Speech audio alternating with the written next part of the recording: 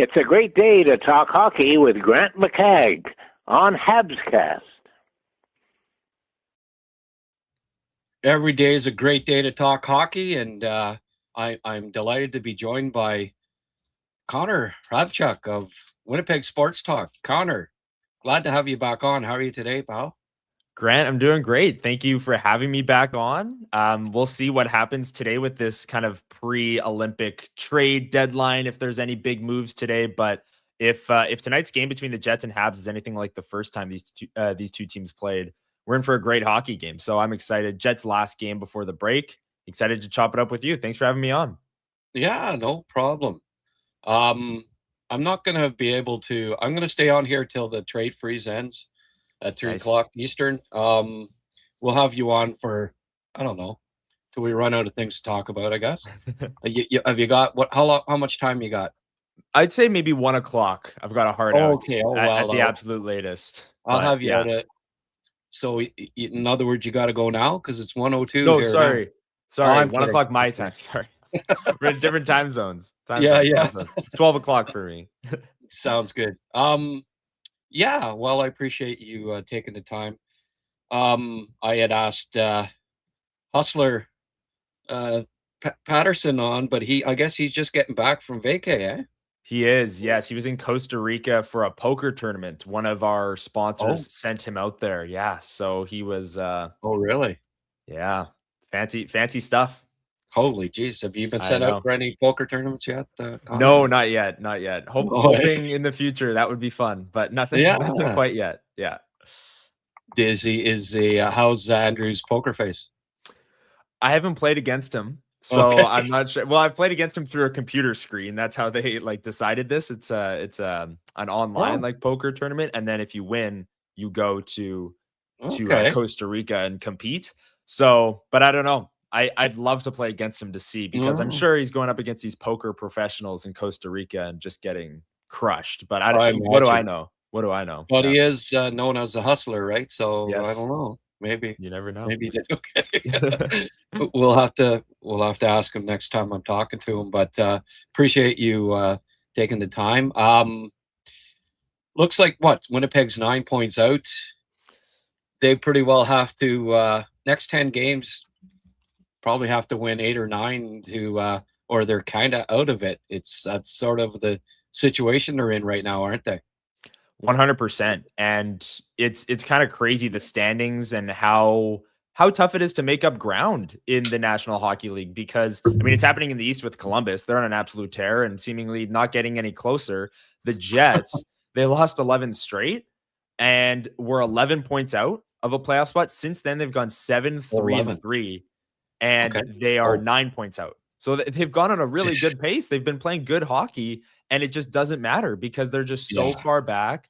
You need other teams to lose, which, I mean, some of the teams in the Pacific aren't playing great. San Jose 4-5-1 in their last 10, but it's such a tall hill to climb, and you're bang on. Like, if they don't win 9 of their next 10, it's kind of over for them. And they only have 6 games till the trade deadline, the official trade deadline.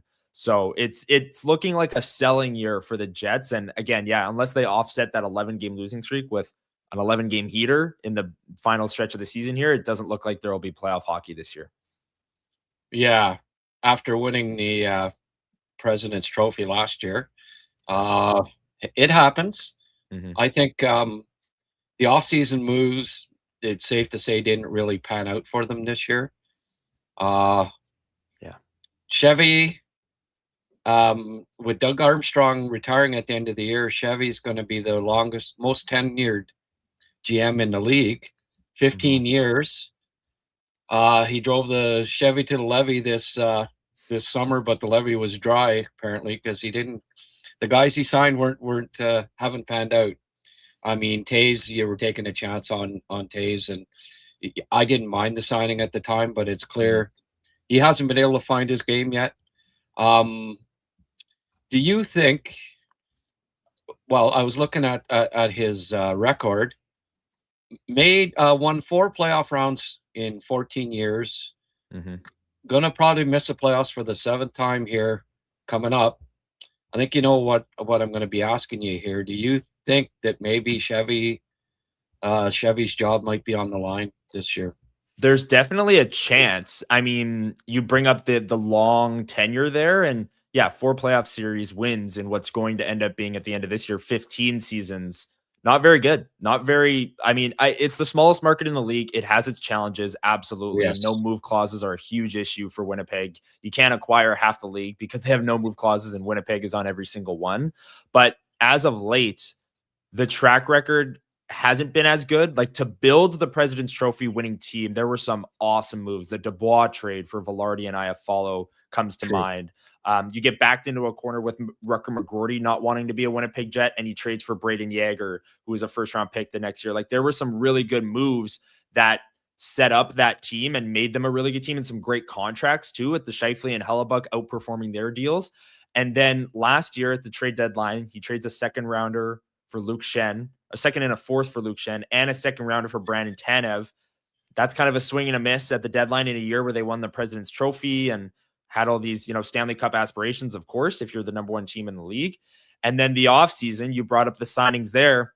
Toews, Pearson, Nyquist just have not worked out, have contributed to all of the secondary scoring struggles. So to build the last year's team, he was doing a great job. And that's kind of the thing is like, okay, in a tough market, he's got all these challenges, and yet he built a really great hockey team with a good core and all of these things. But then the trade deadline swung and missed, the offseason swung and missed, and now it's looking like they're going to go from first to outside the playoffs. And I think that noise around Kevin Cheveldayoff has never been louder in his 15-year tenure, just because of how drastic of a fall off it was from going first to what is very likely going to be outside of the playoffs. Yeah. Well, there's some nice, good pieces there. Now, the thing is, like, and in that market, I don't think you can blow it up, completely. Like, they're not going to be trading Scheifele, I don't think, or Connor, or probably not even Velarde, and Morrissey and Hellebuck. I mean, those guys, you expect that they're still going to be around next year. But there are other players that, like, I look at the farm system, they just aren't.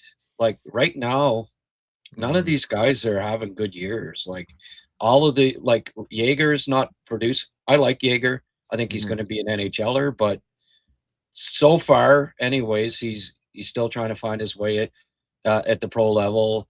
Lambert hasn't panned out. Heinola, the defenseman, just on and on. These guys aren't making that next step. Totally. Maybe it's a blessing in disguise that the club is as bad as they are this year, because I really think that they need to add an elite under 25 piece to the puzzle. They don't really have that right now, I don't think. Is there anybody under 25 that you would judge as elite?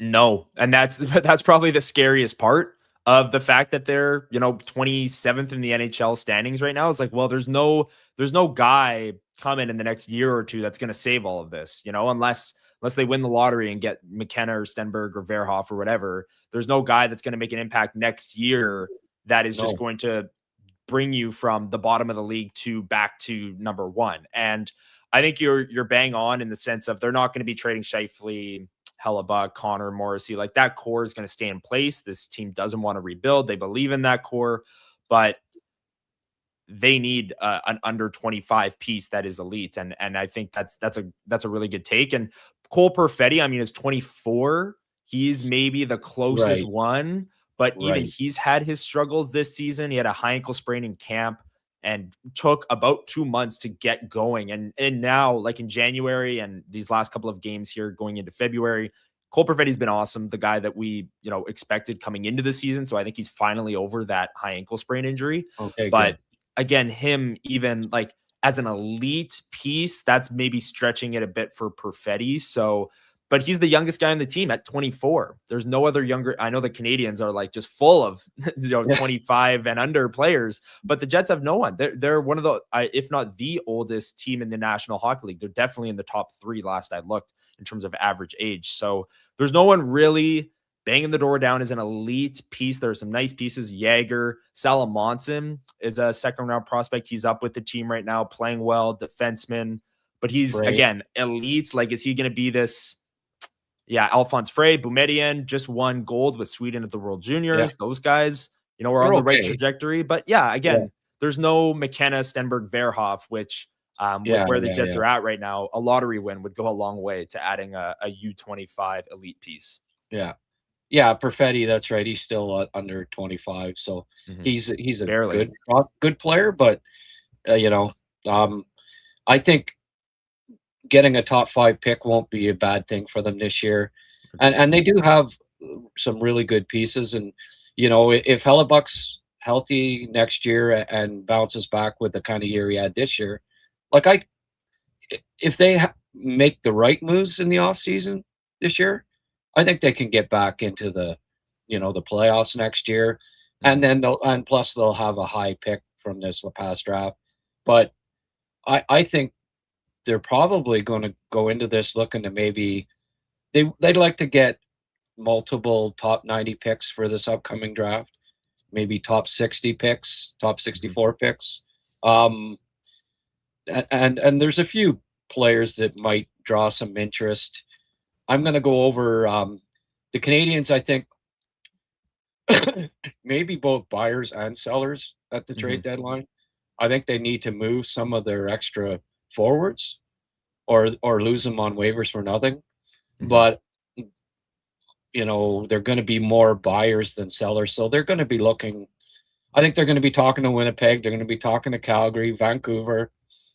Unfortunately, all these friggin' Canadian teams, But they need a big defenseman with some physicality.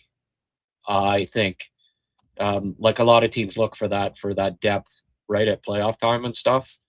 Preferably a right defenseman. Logan Stanley. Let's talk about Logan. I think we talked about him before, and I kind of let you know that I'm not the biggest Logan Stanley fan, but to his credit, I think this has been his best year as a Winnipeg Jet, and I think he's got more confidence. He's playing. He's certainly displaying more offense than he has in the past. How do you think that he's on the trade block finally? And if he is, do you think that he'd be a good add for the Canadians? Yeah, it's interesting in terms of the Canadians. I mean, I just think he's another Arbor Jack guy in a sense, you know, like I think they're very similar players in that sense. But in terms of Stanley, he's definitely more confident with the puck this year. He's trusted more by the coaching staff, but there are still games and long stretches defensively where he's being sheltered on the third pair and it's still not these sparkling results. Like it's not, He's a new player offensively, I'd say, and a lot of that has to do with just like a shooting percentage tear. Like he's shooting a higher percentage than say like Kyle Connor this year, which is just ridiculous. But the defensive side of it hasn't magically turned around, I don't think. Maybe it's gotten a little bit better, but Darren Dreger of TSN reported that the Jets hadn't talked to Stanley yet about a contract because he's a pending UFA. That wasn't shocking to me. I thought even if they were going to talk, it would be during this 3-week break that we're about to embark on in a day or two here. And it's going to be interesting to see if they come out of that break without a deal, then Logan Stanley is for sure on the trade block. I don't think the Jets can risk losing him for nothing with, you know, just carrying him through the deadline and then having him test free agency in the offseason. And again, he's a third pairing defenseman. He's probably got a lot of value to a lot of GMs that, like you said, want to get tougher and bigger and add some depth in the playoffs sort of thing. And he might command like a second rounder, or dare I even say a first round pick, when GMs look at his 6'7" frame and just kind of look away from all the defensive deficiencies and just say, this guy's huge, whatever, who cares, right? Yeah. So I don't know. I think if the Jets come out of the deadline or this break, February 20th, let's say, without a contract with Logan Stanley, I think you'll see him skyrocket up trade boards because he's got value and he'll have value to other teams around the league. And the Jets with where they are in the standings, why would you keep him through the deadline and then maybe have him walk in free agency for nothing in the offseason? Like, that would just be bad asset management, in my opinion. Yeah. Okay. Well, it sounds like you have a similar. I mean, I didn't like him in his draft year. I didn't like him in the OHL playoffs. Decision making, a lot of mistakes, not great defensively, and I watched him. My partner Tina, she was a Jets fan for a few years when Erik Karlsson got traded by the Senators. He said, "That's it. I'm not cheering for the Sens anymore. I'm going to cheer for the Winnipeg Jets." So we watched a lot of Jets games for a number of years, and I didn't change my opinion on Stanley. And I guess after 8 years or 9 years of watching him, I certainly wouldn't offer a first-round pick for him if I was the Canadiens. And in fact, I did a trade show yesterday, and one of my co-hosts that I queried put Stanley as a possibility, and I go, but I thought I'd ask you. You've seen him a lot more than I have this year, and I was just curious whether the brain cramps had dissipated this year to go along with the more confidence with the puck that he's displayed. Totally. And yeah, I mean, he's got 9 goals this year. So like he's definitely more confident with the puck, shooting the puck more, and it's going in more than it ever has for him. And then, he scores last game against Dallas. He's trusted out there late with the net empty for the Jets, and he ties it late, and it deflects off a stick and off a guy's back and past Audrey. Like, when you're hot, and you just shoot and it bounces off 4 things and goes in, right? But then you look at some of the other games. The Detroit game a few weeks ago, Jets were on Hockey Night in Canada. They got plastered 5-1 on home ice. Stanley was on the ice for 4 goals against, and Stanley and Shen, both pending UFAs, both Shen is a Stanley Cup experience guy. Stanley's got the size and the physicality and all this stuff. And it's like them playing together, they got shredded by the Red Wings, on that night. And then a few nights later, this didn't result in a goal, but in one shift, Logan Stanley had 3 back-to-back turnovers to end a first period. He went back, got the forecheck was all over him, took it, and then he took way too long with the puck. Jack Hughes stole it from behind him, and then he went to make a pass. Jack Hughes stole that too, and it resulted in 3 great scoring chances for the Devils, all of which Hrabchak saved. And if any of those go in, it's probably clipped and on Twitter, and Jets fans are freaking out. And Logan Stanley, here's the turnovers, but Hrabchak bailed him out, so who cares, right? It doesn't result in a goal against. There are just things like that where the decision making in the offensive zone has improved. He's shooting more. He's just ripping slap shots, which we haven't seen much from him in his career, but this year has been a big development, and it's great for him. It's great. He's doing it in a contract year. He's doing it at the best possible time. He's going to cash in right at the perfect time. He's 27 years old, pending UFA. I just don't know if the Jets should be handing out term and money to a third pair guy who's just kind of on a shooting percentage tear, and his defensive game hasn't really taken these massive leaps forward this season. Yeah. I think the Jets are really missing, Ehlers, obviously, second line staple, and Appleton in the bottom 6. I think losing those 2 guys hurt. It's showing that it's hurt the club quite a bit, right? And Stanley, I think some Habs fans maybe, I want this guy because he suckered Brady Tkachuk, right? I mean, that moved him up a couple notches in some people's eyes. I don't know. Right. Brady, I don't know. Brady's a pretty tough character, and if they did actually fight, it might be interesting. Is Logan, how would you describe him as a fighter? Is he? Yeah, he'll stick up for his teammates. That's the thing with Stanley too, right? He's a great interview. Love talking with Logan Stanley in the locker room, after games and stuff. He's a great interview, great teammate, great human, all of those things. And when his teammates take a big hit or a dirty hit or whatever, he will stand up. And that is one of the things that Jets fans are kind of pushing back on. Is okay, if you trade Logan Stanley, do you just leave all the fighting to Adam Lowry then? That's a big debate, right? Because you got to stick up for your teammates when stuff like that happens. And Stanley is a willing combatant. I wouldn't say he's a great fighter. I don't know what constitutes Like, Yeah. Hrabchak guy, I think, is one of those guys. He cleaned Adam Lowry's clock like the last time these two teams met. So I don't know. He's got the reach as a fighter, and he's a willing fighter when his teammates go down or there's a dirty hit, which his teammates very much so appreciate. But yeah, I mean, for the Habs, I mean, correct me if I'm wrong, but like Hrabchak guy does all of that stuff anyways too. Yeah. Right? Yeah. Right. But Arbor's playing 5 minutes a night, and Right. he's a left defenseman. They already have 3 on the left. They Right. kind of need a physical right guy. But again, I hope it's not Logan Stanley. But anyway, and then the other guy, and you mentioned him already. I saw the Ratnan goal. Yeah. I know where you're going with that. Yeah. Oh man. I mean, he's always at the best of times. Luke Shen was never a mobile defenseman. That's always been kind of his knock, but rugged, pretty safe with the puck, character guy, defensive defenseman. But I don't know, can he play in the bottom 6 role in the playoffs and help a team right now, do you think?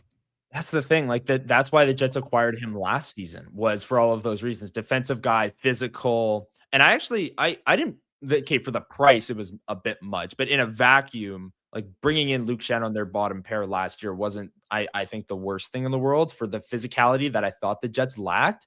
But then you get into the playoffs, the speed picks up, and suddenly he's out there on the ice on the road in the first round, let's say, against Robert Thomas and Jordan Kyrou with the St. Louis Blues, and he's getting shredded off the rush. And then the second round, it's Wyatt Johnston, Mikko Rantanen, and he's getting shredded off the rush. And last night, Mikko Rantanen's a very good hockey player, but there wasn't much resistance on that one, on Monday night, not last night. But yeah, I mean, I think Luke Shen has value for a lot of the reasons you said, past Stanley Cup winner, physical, can play sort of a defensive style. He's not going to contribute much offense at all. But if you need a penalty killer, you need a physical guy, he can absolutely do that. But I think for a contending team, if they were adding Luke Shen, it would be wise to add him as maybe a 7th defenseman, not a bottom pair guy, not an every night bottom pair guy, more of we have an injury on our bottom pair, we can put Luke Shen in a pinch and he can give us some strong penalty killing and hitting abilities. But yeah, I mean, the Jets paid a hefty price for him last year, a 2 and a 4. It didn't really go that well because in the playoffs, I mean, the Jets were getting outshot, outchanced, everything with him on the ice, outscored. A lot of goals happened with him on the ice. And he was just kind of getting exposed when they were on the road against Dallas, and there would be an icing and they could put Rantanen and Robertson and all those guys out there. And it's just, you don't feel good about that in that scenario. So I don't know. I don't know if it like a Tampa Bay or any of these elite teams should be looking to acquire him as a every night bottom pair, third pair guy, but I think he's absolutely viable depth. And he's got the Stanley Cup experience as well that a lot of players rave about and can help a locker room in that way as well. Yeah. Maybe like a 3rd round pick for him this time around, do you think? Or yeah. I don't think the Jets would love to get a 2 to offset what they gave up for him, but I can't see it. The Jets paid that price partly because he had term on his deal. Like there was the extra year, which we're now in right now. Now he's a pending UFA. He's probably going to retire, if not sign another 1-year deal and just play with his brother in next year. So I can't see anything higher than a 3. I would be shocked if it was a 2, but a 3rd round pick, again, the Jets should be looking, like you said earlier, to get as many top 90, top 100 picks as they can. A 3rd round pick for Luke Shen, you take that all day. Yeah. Great live chatters here, folks. I don't have much. I'm not really, and you too, Connor. I don't know if you're keeping an eye on the trade board or not, but if you see any trades, both my live chatters and you, please let me know. I'm kind of busy producing and hosting this show right now, so yeah, I haven't seen anything yet. So I think no, nothing yet. Glad should have got some entertainment like TSN there on Trade Therapy. Yeah, exactly. Get Bob McKenzie playing pretend to play a saxophone or something like that. But anyway, yeah. Well, no, I'm kidding, obviously, because you're a great guest to have on. Thank you. And the other guy who like I look, maybe Shen, maybe Stanley, the Habs, maybe kick the tires on those guys. Shen for some depth, leadership. He's a character guy too, right? I For think he sure. could. The Canadians have got the youngest team in the league, and I think that part of it would be nice too, to have another, guy that's been through the wars, right? What about Niederreiter? Is he? I like his he plays a pretty heavy game. I know last year when I saw him, against the Habs in Montreal, like he's a pretty big boy. Plays he's pretty strong along the wall and stuff. And the Canadians need that type of player. Do you think he'd be first of all, do you think that they be trading him? I think they probably are, looking at that. And would he be a fit for the Canadians, do you think? Another veteran? Yeah, if they're looking for vets in their bottom six that are good on the wall and can chip in a goal every 3 or 4 games, that's Nino Niederreiter. He's tailed off a little bit this year. He's gone through some tough stretches. He's a part of that group that just hasn't really picked up the secondary scoring slack needed with Nikolai Ehlers being gone, right? Like you were hoping maybe for a little bit more from everyone, and instead you got a little bit less. Nino Niederreiter is absolutely in that camp too, but yeah, 6'2", 220 pounds, good on the wall, has scored, at a 20 goal pace or over 20 goals in many years of his career. 2 years left at $4 million per in terms of cap hit. So I think the Jets will be listening on Nino Niederreiter for sure. He's one of those veterans that, like Luke Shen last year, has that extra year of term, veteran, can absolutely bring a scoring punch to a bottom six. And maybe the Jets have to retain a little bit because I know a lot of teams are up against it with the cap, and $4 million might be tough to fit in. But yeah, Nino Niederreiter is a guy I would not be shocked if the Jets are looking to move him.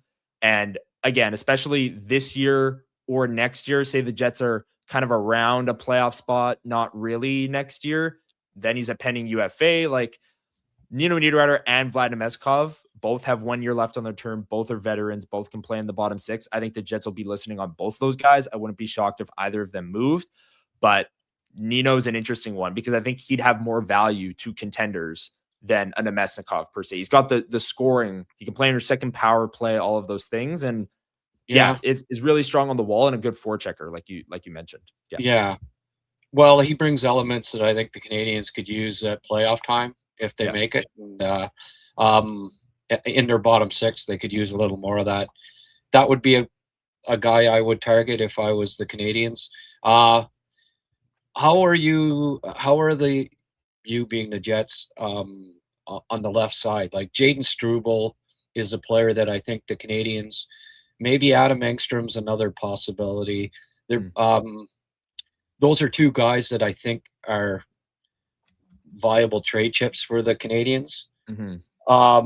Do you think that, for Niederreiter, for instance, would they be interested in getting back a lefty that I think can play in the league? There isn't a spot on the Canadians right now because they're loaded on left. The thing is, the Jets, if you had to kind of pin one position group that they're probably set at, it's probably left defense, unfortunately. Like they have Josh Morrissey and Dylan Samberg in their top 4, and Morrissey is going to go play for Canada in a day or two. Dylan Samberg last year stepped into the top 4, posted great results, great shutdown defensive defenseman. So, and then the third pair, like going back to the Logan Stanley thing, I think you'd like to leave that open over the next couple of years, even like depth left side guys. Like you said, the Canadians have a ton of them. I think they're findable around the league. And you have Alphonse Frey and Sacha Boumediene, 2 left shot defensemen prospects that you drafted in the past couple of years. Maybe they make the NHL leap in 2 years, 3 years, maybe. So that's another part of it where, they could bring in a Struble kind of thing, but he's not cracking the top 4. He could be on their bottom pair for now. But then in a year or two, like they're hoping for these prospects to make the jump anyways. So I don't think the Jets would really be looking at left side defense. I think they'd be looking more for picks and maybe younger forwards, because that's where they're kind of struggling. The reason why I like, well, who's the third pairing lefty over the next 2 years? I think the Jets want to get back in the playoffs next year, and that's why I say a second round pick or whatever is not going to get you back in the playoffs next year. But if you could use a third pairing left defenseman, and that's what Struble would be. But I mean, if you're going after a Niederreiter, who's a bottom six winger, who's in his mid 30s now, do you expect to get more than a third pairing defenseman? No, that's the thing too, right? Like, yeah, no, I'm totally with you on that. Like, maybe Nino Niederreiter, they traded for him for a second round pick, the Jets, 4 years ago, however long ago that was. So maybe they get a second round pick back. But I think another thing with the Jets is, like, say you move Nino for a 2, then I think the Jets, to get back into the playoffs next year, would be looking to package maybe a 2 with a prospect to go get another guy that can help win now. Like, you'd move a Brad Lambert with a 2 for a player that can help you right now, sort of thing. But who's the third pairing left defenseman next year? They have Hayden Fleury, who's currently injured, but he could play third pair lefty. He played in Game 7 last year for the Jets. Like, he's not like the great pick. Yeah, he's not the best third pair defenseman in the world, but well, he's fine. Yeah, he can really skate. He's 6'4", he's mobile. Yeah. And again, like, yeah, defensive depth is huge in the NHL, and every team needs it. So I'm not discounting that they'd look for left shot defense in Struble sort of thing. And that would be Niederreiter's value too, roughly. The other thing with Struble too is why I thought of it, like, if the Jets want to, stay to compete next year for the playoffs, and I think given the market that they do, if Stanley goes, there's not too many guys that can scrap on the blue line, I don't believe. And Jaden Struble is a tough guy. Okay, like, he showed this year that he'll stand up for teammates, and that he's strong. He's really strong. He's built like a brick, and can really hit. And I just think that he wouldn't be a bad piece for the Jets if they want to. Again, a second round pick's not going to get you back in the playoffs the next 3 years, right? Not going to help you. And I don't know that the Jets necessarily.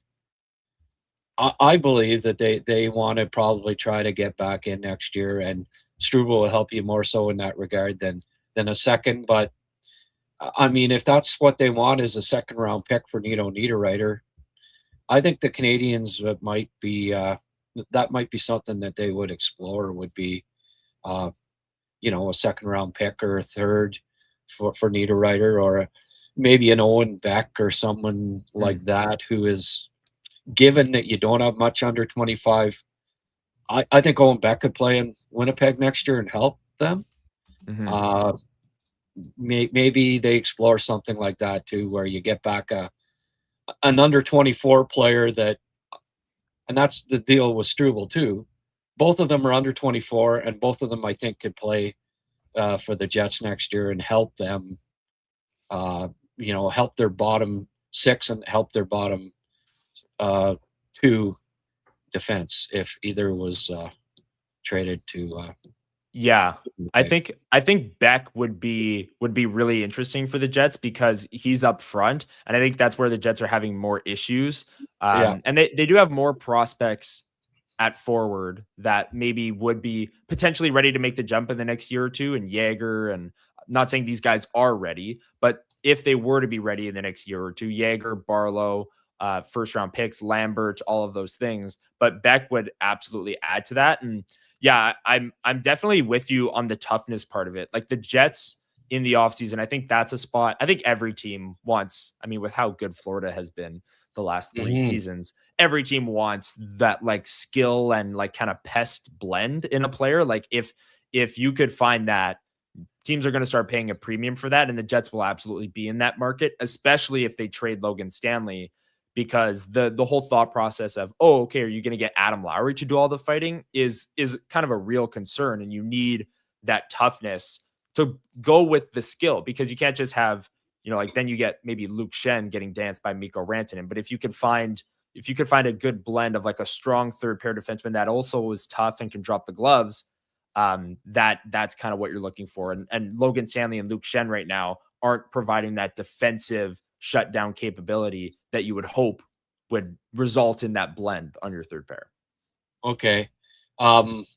Newman, worst trade deadline ever. What are teams waiting for? Well, Newman, it's not the trade deadline. It's the Olympic trade freeze. So, it'll be a lot busier on February or March 6th or whatever the real trade deadline is. So I mean, I still expect to see a few moves because there were a few earlier in the week.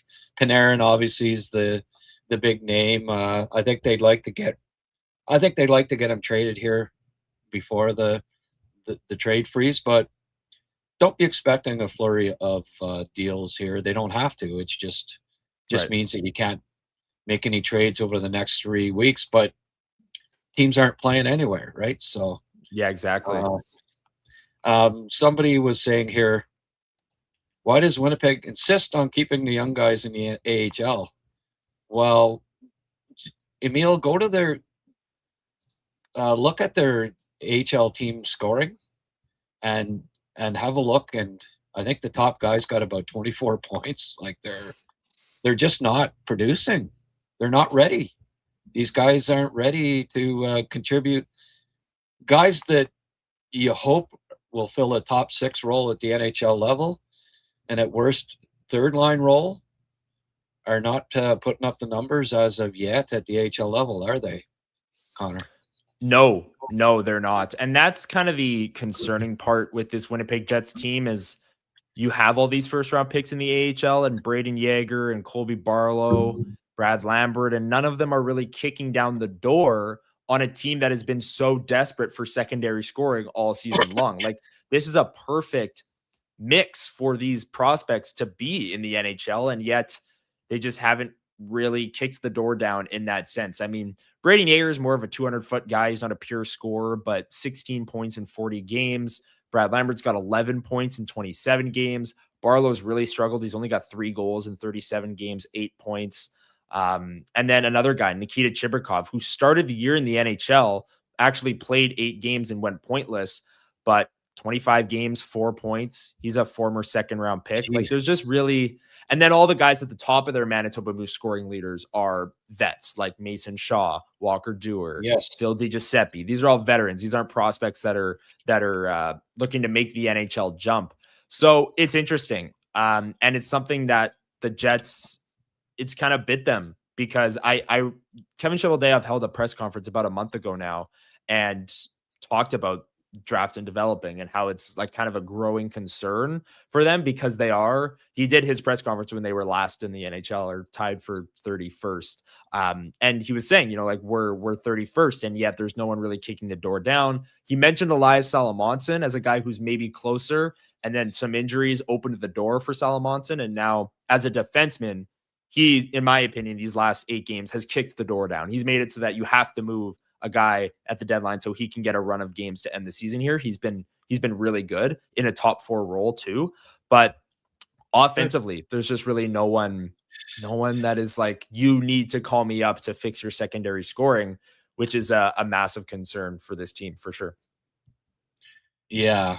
Well, it's, it's going to be interesting. Morgan Barron, it's another guy who's been, some people have suggested that the Canadians might look at. You obviously got to see him in Winnipeg. What are your thoughts on Morgan Barron as a bottom 6 guy at playoff time? Would he be able to help a young team like the Habs, do you think?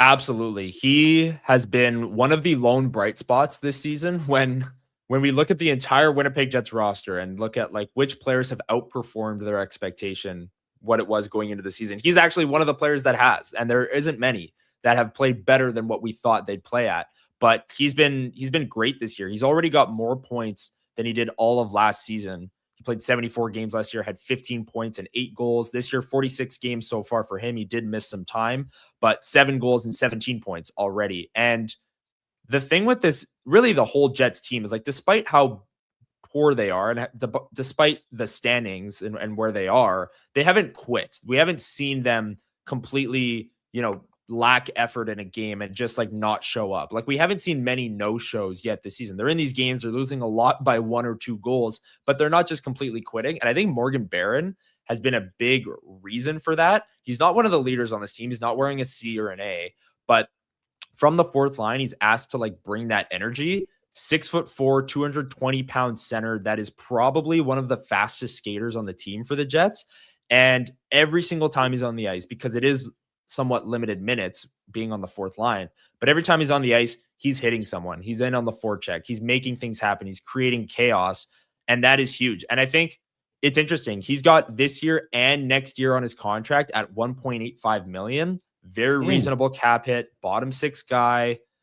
I think he's kind of an under the radar one going into the trade deadline. Like I think he could command quite a bit actually, because he's got the tools. 6'4", 220, very fast, scores goals in the bottom 6. Great penalty killer too for the Jets.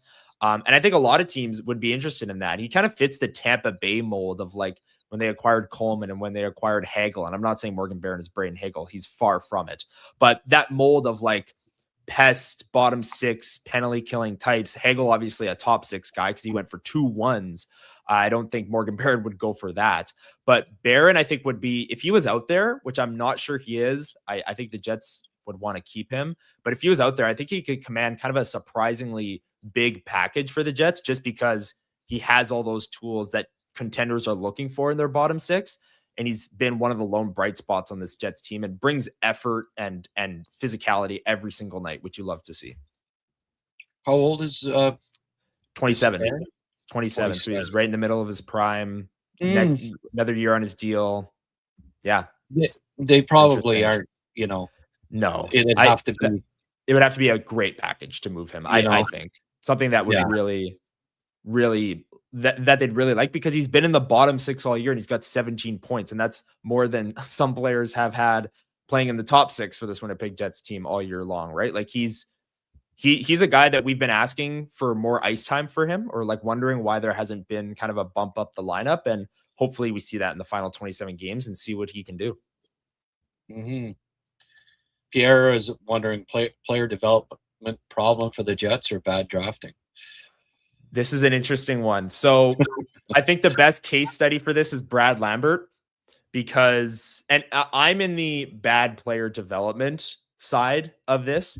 And Brad Lambert, I think, is the case study that I always use. In the WHL in his last year, let me bring up the numbers. He outproduced Dylan Guenther on the same team, the Seattle Thunderbirds. He had 38 points in 26 games and then 26 points in 17 playoff games in the dub. And then came to the Jets, didn't play in the NHL the next year, but played in the AHL, 55 points in 64 games in his first AHL season. And then going into that next season, we were like, okay, Brad Lambert, now you think is the time he's going to make the NHL leap. You have a great WHL year. You get 55 points in 64 games in the A in your first year. Now you're ready for that next step. Like that is good, really good production for your first pro season. And then the next year, 7 goals in 61 games, 35 points on a bad Moose team. Now this year, he's only played 4 NHL games, went down to the A, 11 points in 27 games. Like it's just continues to tail off a little bit. And Brad Lambert was always viewed as kind of a high risk, high reward pick at the end of the first round. Like the upside was there, but there was bust potential with him. And with the WHL year, it was like, okay, here we go. Maybe they're going to hit on this pick. First AHL year, same thing. And then it's just continued to tail off. So I'm not saying that like they're great at drafting and every time they bring a player in, their development just goes like way off the track. But Brad Lambert is one of the examples as of late as like a player who's on that trajectory to becoming an NHL player. And the longer they spend in the organization, the worse they're getting, which is just something to ponder. Ville Heinola is another one, 2019 first round pick, was great his draft year. Even came in and played in the NHL 8 games in his like as an 18-year-old and looked good in those games. And then just as time went on, he's still in the AHL. He's like 24 years old. Like it's just, they like to over ripen their prospects in the A. Sometimes that can be a bad thing. And I think it's more player development than drafting, but it's absolutely a bit of both in what has Right. happened over the past 8 years where they haven't really drafted and developed anyone. Yeah. Well, unfortunate with Lucius and obviously that too. Very you know, unfortunate. you can't blame them for that. And Jaeger, I thought Jaeger was the best player on Canada's junior team last year, and really, you know, I thought he'd have a very good year in the AHL. Now I'm not watching him; I'm just looking at the point totals. But if you'd have told me he'd have 5 goals, 11 assists this year, not at the AHL level, I thought he might crack the Jets. To be honest with you, and now he's not even producing at the AHL level yet. I know he's young, but you know, is he developing right? You know, you do wonder about the development at the AHL level. Who's the coach there? Mark Morrison is the coach of the AHL team. Okay. And it's interesting because last year for the Moose, while the Jets were awesome, they were really bad. The Moose, I think they finished the year actually like 30th in the league. So what the Jets went out in the offseason and did is signed all these vets, you know, Walker Dewar, Samuel Fogimo, Philippe DiGiuseppe, to like insulate the prospects with a good AHL team. And they've been better this year for sure. But I think what that has resulted in is less time on ice for Brayden Yager and Colby Barlow. I've been to a few Moose games this year, and I know the AHL doesn't track time on ice, but just like watching the games, Brayden Yager is absolutely not on the top line or anything like that. He's not playing 20 minutes a night. He's maybe in a third, fourth line role, kind of a checking role, maybe on the second power play, maybe on one of the last penalty killing units. Like he's not been coming from the dub. He hasn't been handed this like huge role.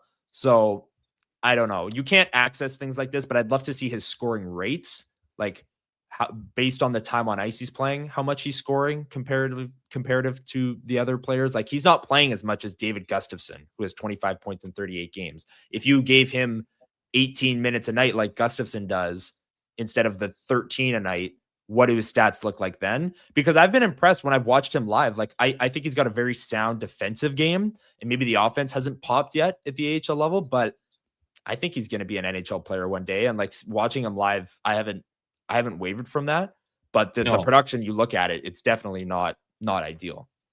No, I think he's a smart two-way player, and that, you know, he'll play for sure. I just, and someone asking, you know,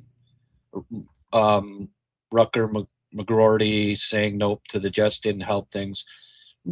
Well, I still like, let's just wait 5 years and see. I didn't mind that trade for the Jets, and as long as he's developed correctly, I think Brayden Yager will be a top 3 center and a good two-way top 3 center in the league, which is a nice piece to have.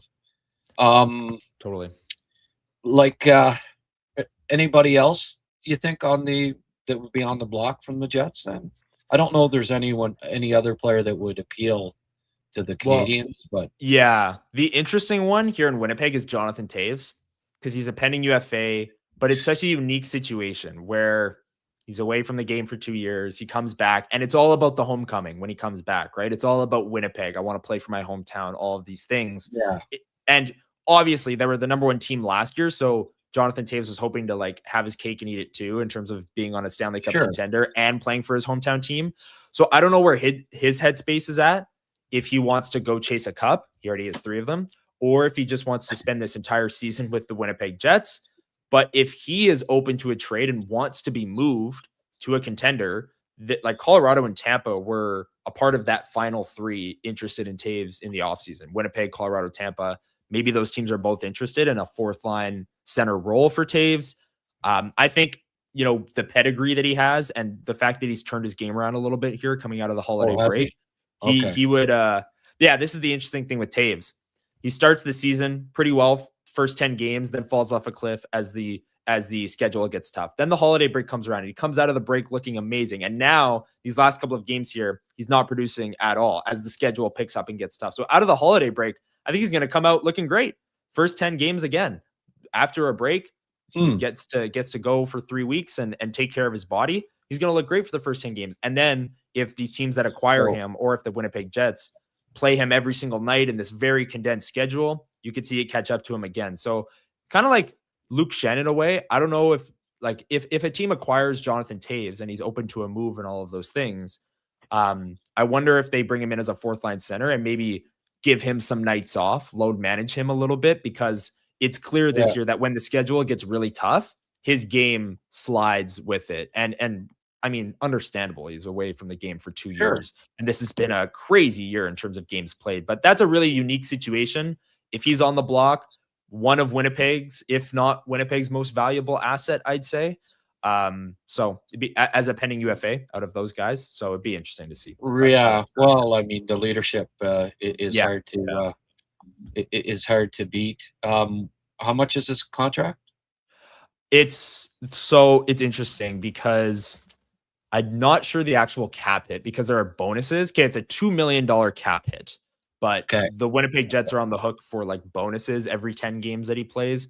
So against the Jets cap, it's going to count for more than 2 million. But for other teams acquiring him, it's a $2 million cap hit. So not bad at all. No. So he's got this 3-week break. He should maybe eat turkey dinners every night for the next 3 weeks. And, right over the Christmas break, that seemed to spur him on. It did.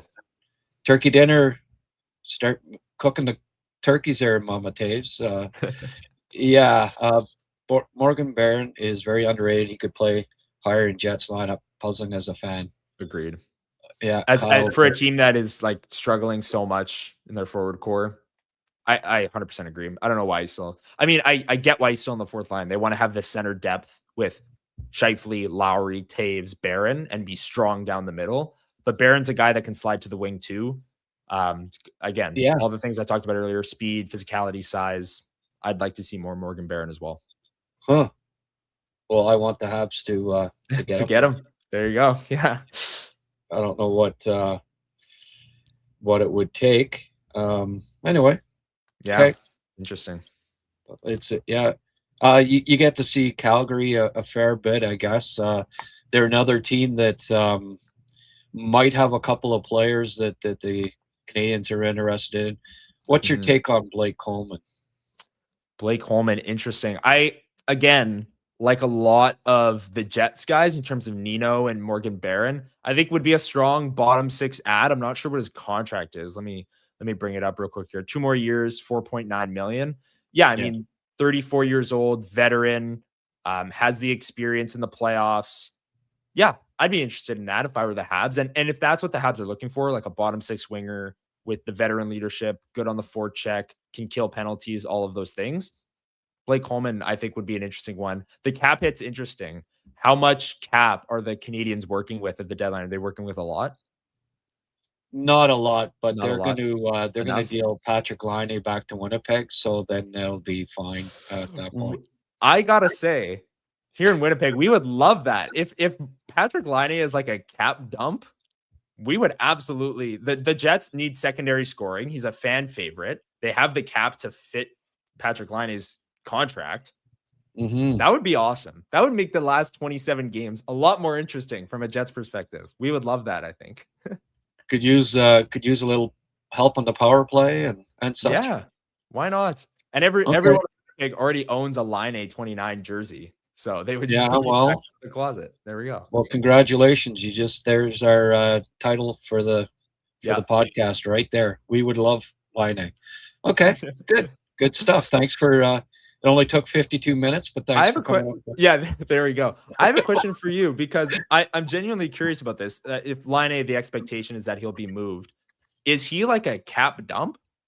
Like, are they going to have to? You think they'll have to attach an asset to his contract just to get rid of him? Maybe. Really? Okay. So I know he struggled the past couple of years for sure. Columbus, Montreal. Injuries. I don't think there's a top 6 spot for him.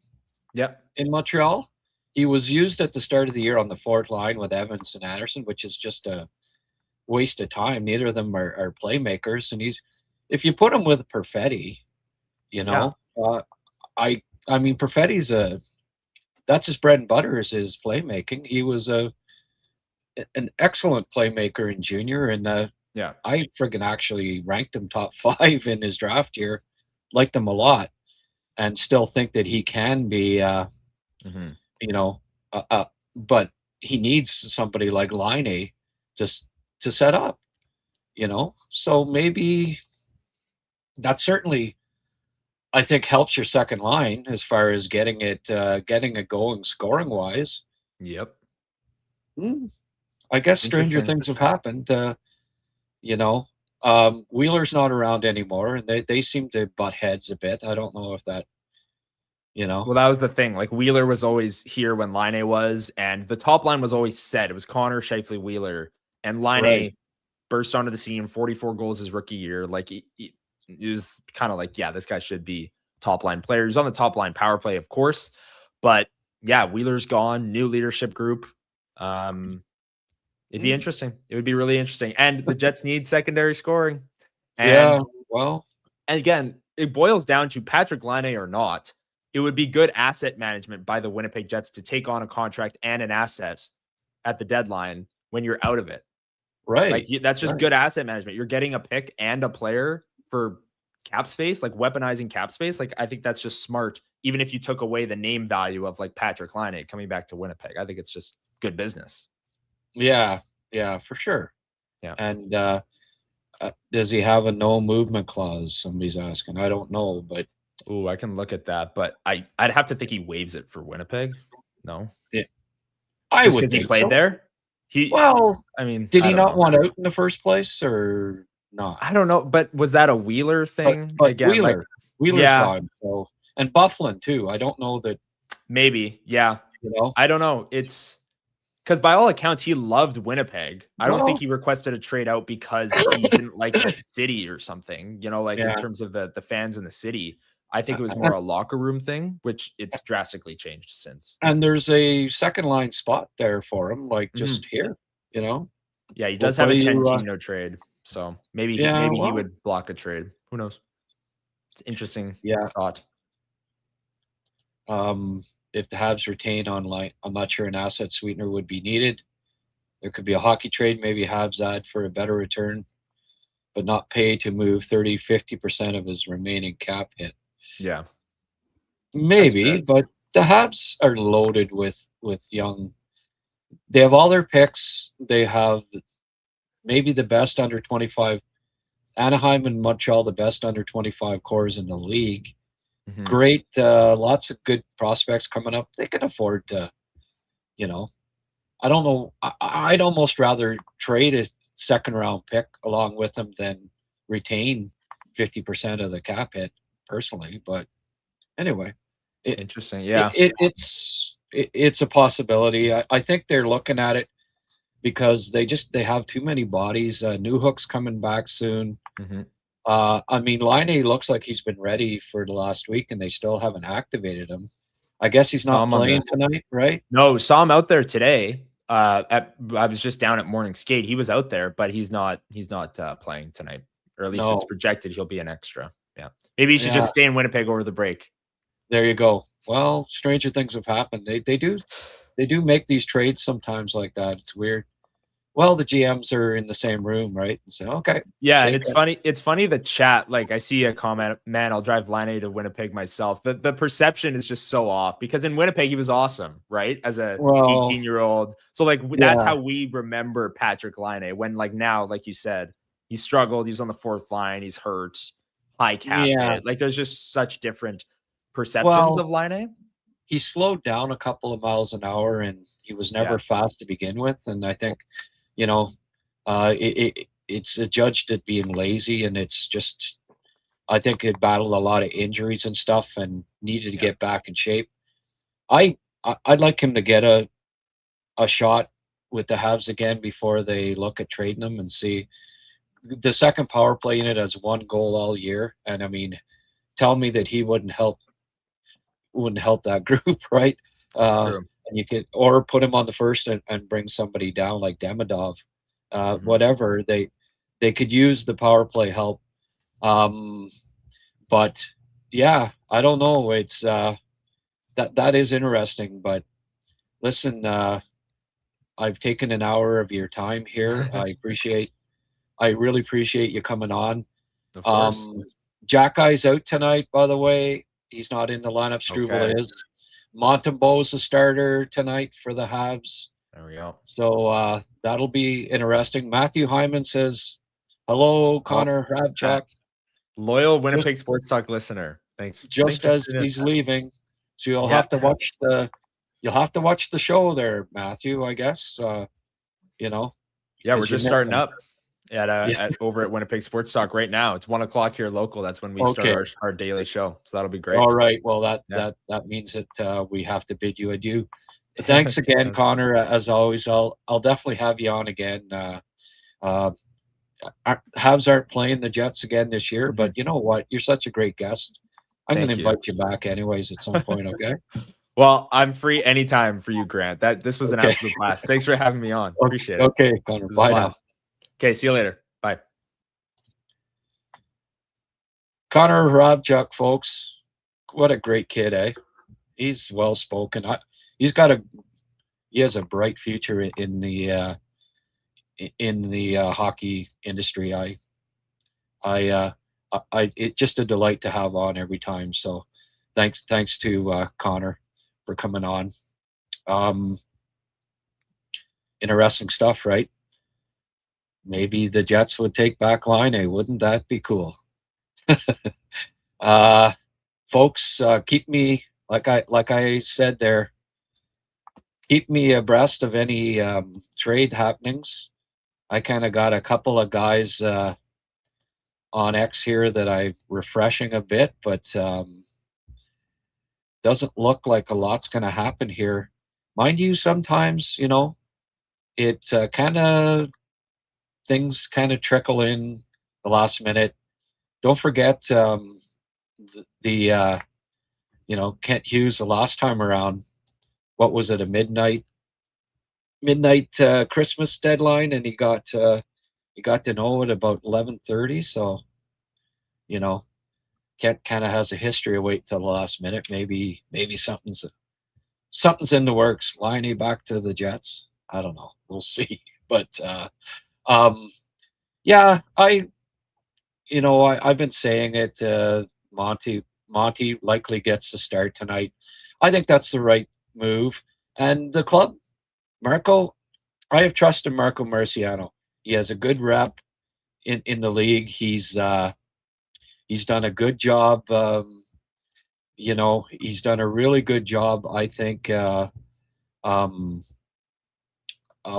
developing goaltenders. He did a good job with Monty, I thought, earlier on, and yeah. Oh, just got good news. After reviewing your dispute, the NHL has decided to release their copyright claim on your YouTube video. Yay! I got a freaking strike or whatever, a copyright claim on showing 25 seconds of Luke Shen in my 2.5-hour show last night. 25-second Luke Shen interview, and copyright claim. So I fought it. Said, look, former NHL scout, I showed 25 seconds out of 2 hours and 17 minutes of Luke Shen, and it was an educational, fair use, and they released the claim. So I'm gonna get monetized by YouTube. Yay! $30 that they aren't gonna keep, because 25 seconds out of 2.5 hours almost of a show showed Luke Shen getting beat by Mikko Rantanen. It's crazy, eh? But good news. Every time I've fought these, I've ended up, the NHL ends up saying, okay. So, you know what? I may start putting more NHL clips up and just dispute anytime they ever put up a copyright claim. Maybe I can start getting more up, because I seem to keep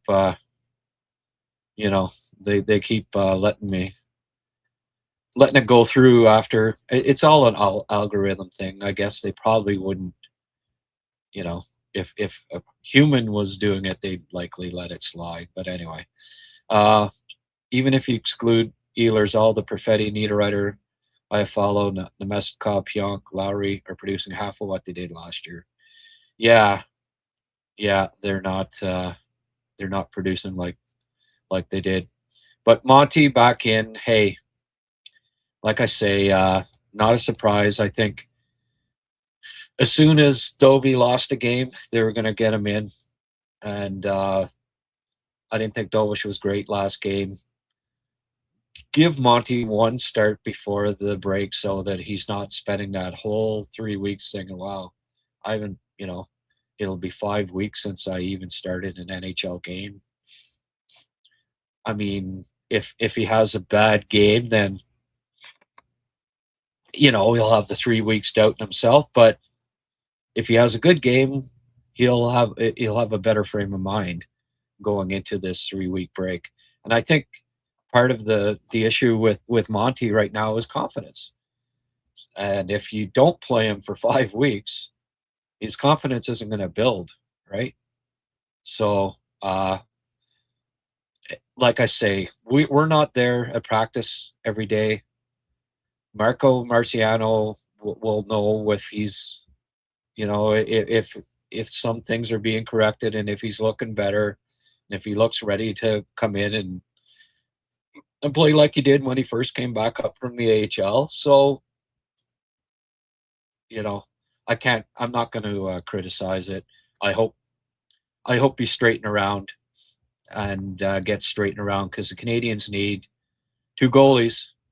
You need, with the standings as tight as they are, you can't play, and with the schedule as condensed as it is, you can't play one guy every game, and you need 2 goalies. You need your backup to be able to win some games too. So,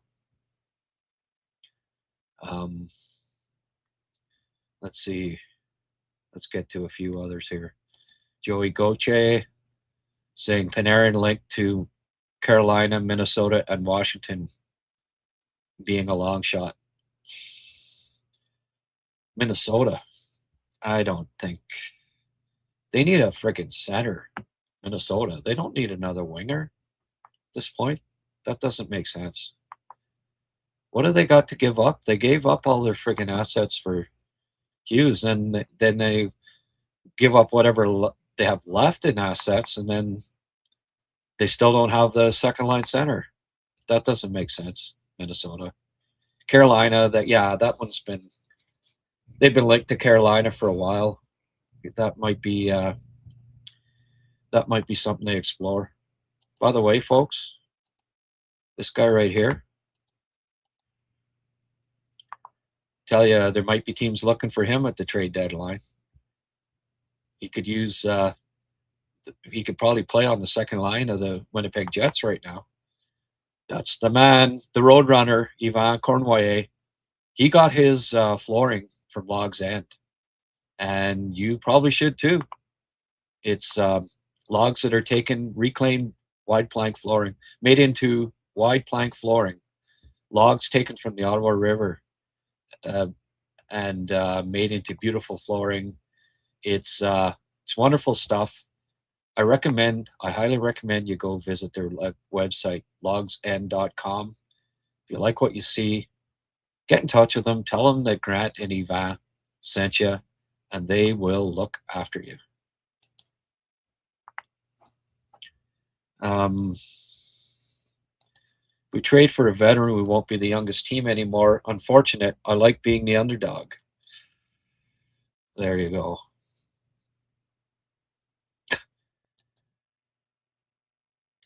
Surprised the Jets are going to miss the playoffs after being the best last year. Regular season is a joke with regard to 3-point system. Tony Tanti's cousin, Tony Tetti, 2060. Thank you, Tony. Yeah, I don't like the extra point crap. That's why the loser point, right? That's why Winnipeg, as he was saying, 9-3-3, and they've gained 2 points or something like that.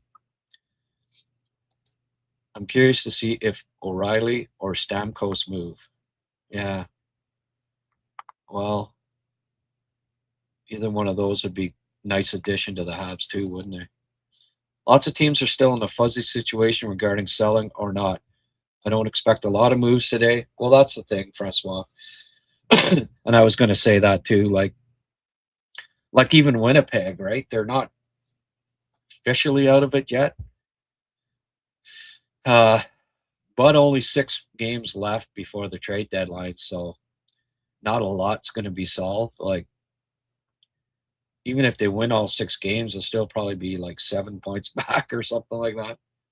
Because even if the team that's in 8th place right now goes on a bit of a bad streak, well, the team that's in 9th will probably win, or 10th, right? And keep pace with the freaking Jets and not be any closer. So it's tough when there's a few teams between you and the last wild card spot. And yeah, reiterated here, league parity isn't helping. Only the Rangers are in sell mode. Well, I think there's more than the Rangers that are in sell mode, but yeah, not major sell mode. There'll be more deals, obviously, at the deadline than right now. Doesn't appear to be any. Darren Drager's not even putting up rumors right now. Quiet as a church mouse. Yeah. Disappointing. Trade deadlines, signs and trades. Nothing happening. By the way, Calgary, and I don't know if you can read something into it or not, but Jeremy Poirier is having a good freshman year in college, yet the Flames turned around and traded him on Monday to Dallas for right defenseman Gavin White. Now, does that mean that they're maybe going to deal a right defenseman? Like, why did they make that deal? To shore up their right defense, get another right defense prospect. I don't know. Maybe is that a minor sign that they're considering maybe moving White Cloud at the trade deadline? I like White Cloud. I mean, if he's available, I think the Habs should be looking seriously at him.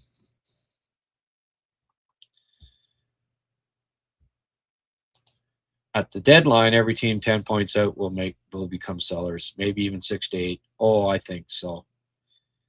Because a team that's 8 points out is going to be about 5 between them and the 8th place team, and it's just too many teams playing against each other, including the team that's 8 points back. And those, like I say, those 3-point games just kill.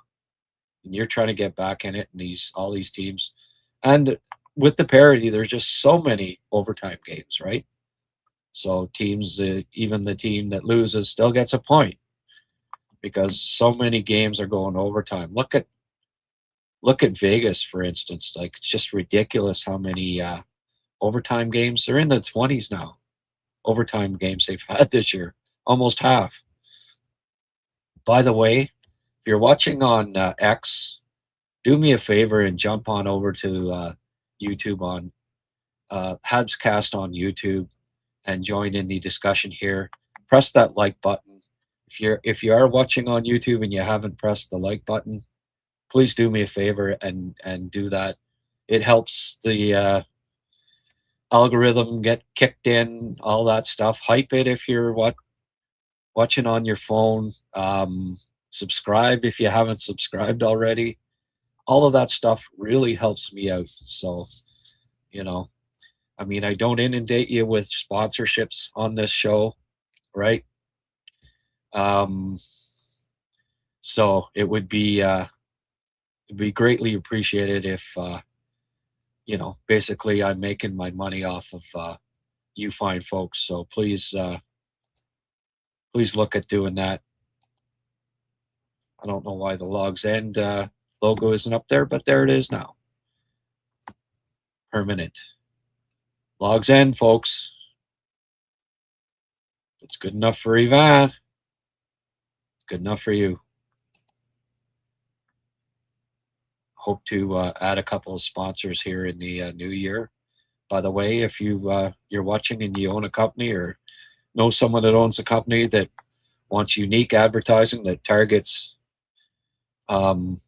predominantly males, it's hey, get in touch with me.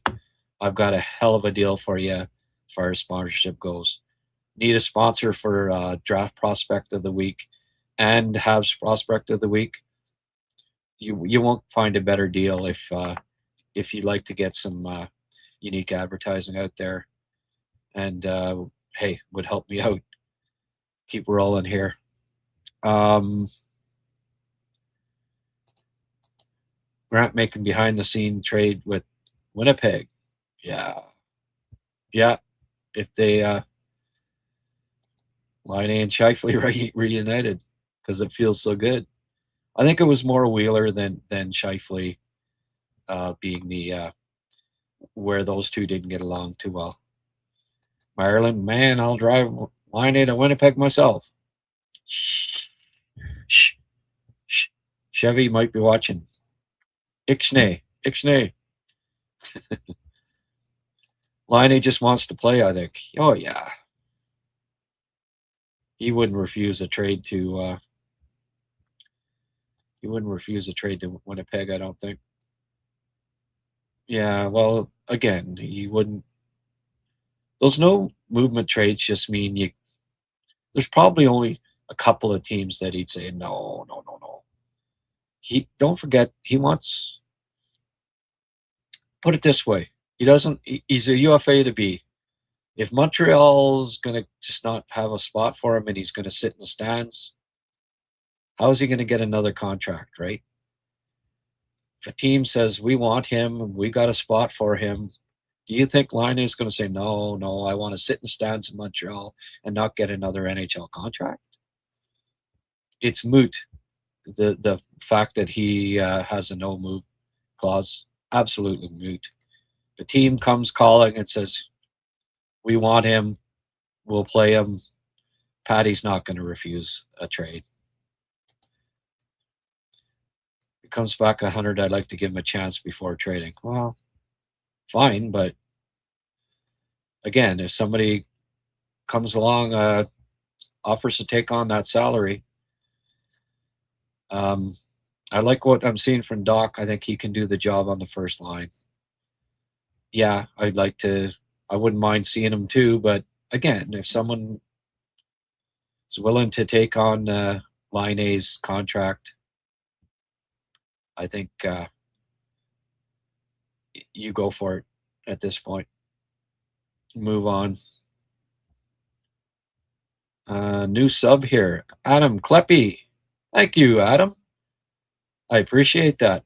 So I know I got one more subscriber. Good. Thank you. And hey, chime in. Give us your thoughts. Matthew says he'll rewind. Good man. Monty and Net will feel anxious. Grant will feel anxious until he makes a save on the first shot. Yeah, well, guess who didn't make a save on the first shot last game? It wasn't Monty. So, yeah. Jeremy, other trades, Palat, Islanders got Palat a third-round pick and a sixth-round pick from the Devils for Maxim Siplakov. Islanders also got Carson Soucy from the Rangers for a third-round pick. Might have been somebody that the Habs would have considered. Carolina acquired forward Victor Neuchev from the Sabres for Gavin Bayreuther. That was a blockbuster. Pittsburgh acquired defenseman Ilya Solovyov from the Colorado Avalanche for Valtteri Puustinen. Geez, I shouldn't have started reading these.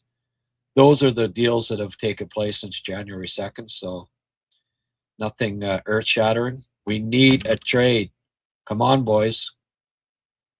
Get her rolling here. I bet you TSN saying, geez, I'm glad we didn't decide to do a big show today. Big splashy show.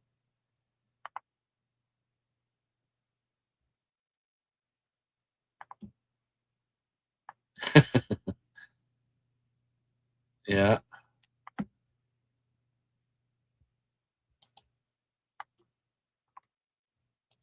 Brent Turpin, great kid. Yeah, Connor is, eh? Like I say, he's got a future in this business, folks. Good guest, should have him back on for sure. Oh, yeah, frig.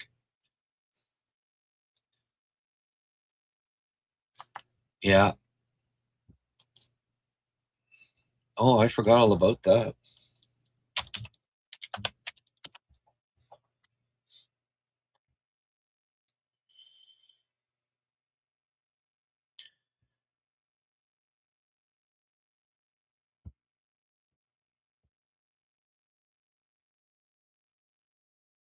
Sammy Blais cleared waivers, by the way. As I expected. A lot of people were, oh no. Perfect. He's the perfect addition to Laval. Good news. Good news for them.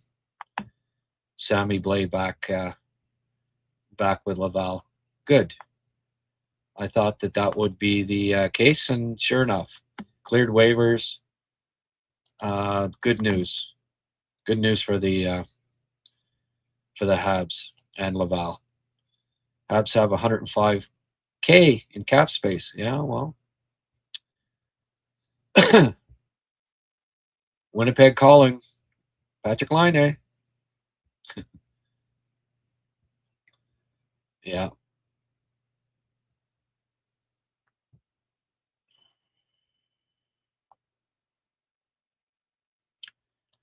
Well, people had said added cap room, another 775. So with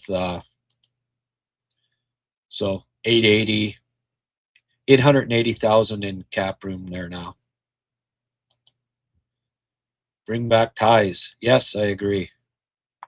You're a good-looking man there, Pelaskayasian skeleton. Like the mini goalie. I think his name is Weissblatt. Ozzy Weissblatt? No, you're thinking of the... No. Wrong family. Wallstedt. Hope Habs are kicking tires on him. Yeah, no, they aren't. Doesn't make sense. They've got Fowler. They've got their young goalie. The future. 3-on-3, I like the shootout. But the shootout I would get rid of. I would change the point system to international 3 for regulation time win. Yep. There's a stat about teams being 6 points out of the playoffs on December 1st, only making the playoffs 10% of the time. Yeah. Great show, Hab fan from Winnipeg. Having 6 buddies and your brothers over for the game tonight. And 2 buddies, not my brothers. I will crack a beer in your honor. Go Habs, go. Right on. I might have one tonight. Biggest problem is the media, not the goalies. Yeah, maybe. No surprise at all that Monty and Struble are back in. Really thought there'd be a little action today. However, still 38 minutes left, which is actually like hours in NHL terms. Yeah. Unlikely teams want to take on big salaries during the Olympic break. Amo Joan Knights. Amos Joan Knights. Great content. Hey, thank you. Nice guitar. I appreciate, I always appreciate kind words. Thank you. Thank you very much. I'm late coming in. I was watching the mixed doubles and curling. I went back and listened to your guest. Very interesting. Yeah. I'm going to have him back on again for sure. I want to see a Thomas trade. Yes. Yeah. I think there is going to be a Thomas trade. Thomas Plekanec to the Leafs for a second-round pick.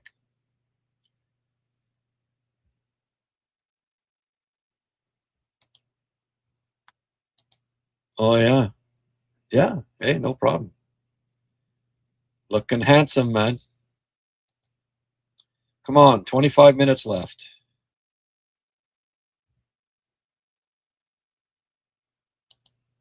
Will be interesting how Monty plays, being he's been with Marciano for a bit. Seems his play when he returned from lava, hot lava, was beneficial under Marco. You come in late again, Glenn, as usual. You're just repeating what I said 10 minutes ago. So I can't disagree. I agree completely. Paul Cormier, $5. Here's to the win tonight to start the break. Thank you. I'm $5 richer. It's always feels good to get a little to get a little bit of compensation for my. It tells me that people like the show, and it helps pay the bills. Thank you very much. Bugstad traded. Apparently, don't see the update yet on the trade tracker. Let's just see here. BJU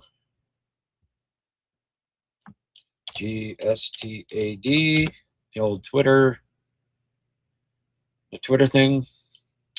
Nick Bugstad traded from St. Louis to New Jersey for a mid-round pick and a prospect. Ding, ding, ding, ding, ding. We have a trade. A mid-round pick and AHL player. Yeah, but is it a prospect or a long-time AHLer? Anyone hear who the player is yet? Looks like I don't know. Devils have sucked time tit here for lately, but they're still trying to get in, eh?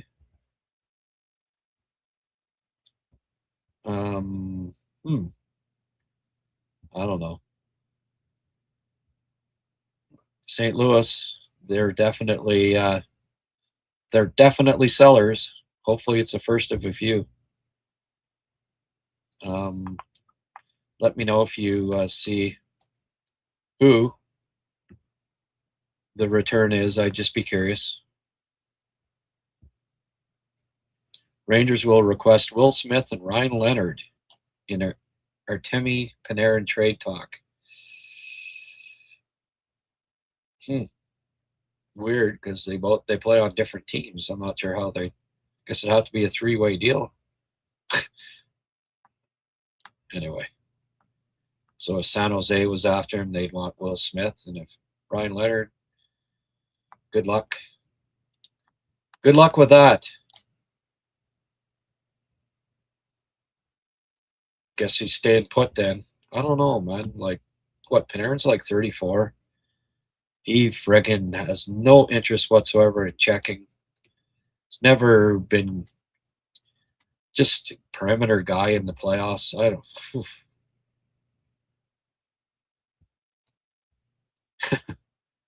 Yeah. Not hearing. Still don't know who. A prospect. Okay. Well, we'll find out soon enough, I guess. The big news: Patrik Laine to the Winnipeg Jets. Oh, we'll see.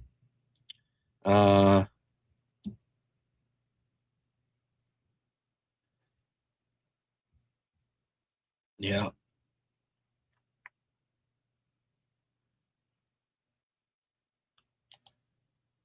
What do you think? Foo fa fo fum. Converting Arbor, 284 line right winger. Keeps the size, keeps the sandpaper, adds another. Yeah, that keeps getting brought up. I don't know. I think he's a defenseman. You don't see that very often. It's a rarity. If you were a GM of Montreal, what trades would you do to get the team into the playoffs? What players would you trade, and which ones would you bring in? Well, McCarron, Hrabchak, White Cloud, Connor Murphy, Niederreiter, Morgan Barron, obviously. Trade for all those guys. Or one or two of them. Yeah, thanks. Thanks, T2. I appreciate folks posting trades on here. You hear one, let me know. Let me know what the return is. Oh, yes, we're up against the NBA trade. Anthony Davis and James Harden traded. Holy frig, eh? So they fire the GM in Dallas and then trade the guy that they dealt for. What a circus in Dallas these days, eh? I'll have to check that out. Who did the Mavs get for Davis? And Harden, he gets traded every second year, right? Never does it in the playoffs, does he? Dubas could take Laine's full cap hit, but he'd want something good added to Laine. Yeah. Well, yeah, that's it. I'm going to go a little past the trade deadline here because some stuff might trickle in a little later. Glenn, the minus 27. I did a deep dive into that. The points will come. I'm not worried about that. They've got him on the third pairing with Fowler, so he just got it. He'll have to find his offensive confidence. That'll come. But the minus 27, I looked at his goals against per 60, and it's basically the exact same as St. Louis's goals against average. So he's no worse than anyone else on that team defensively as far as, being on the ice for goals against. It's just the team sucks is what, his goals against per 60 is 367. St. Louis's goals against is 373. So actually they're better defensively and giving up goals when Mayhew's on the ice than when he's not. So, there's a reason why plus minus is thought to be the most outdated, irrelevant stat these days. So, but people still like to bring it up when they, when it suits their narratives, right? Not saying that you're trying to have a narrative here, but certainly the people that want to shit on Mayhew bring it up every chance they get, just like they did with Lane Hudson at the start of last year, right? Oh, but look at his minus. Yeah, no, watch him play. We knew better, didn't we? I think there's a new viewer every 3 days that comes on the chat and asks that. Yeah, I know. Yeah. Hey, but I appreciate people. I appreciate newcomers and,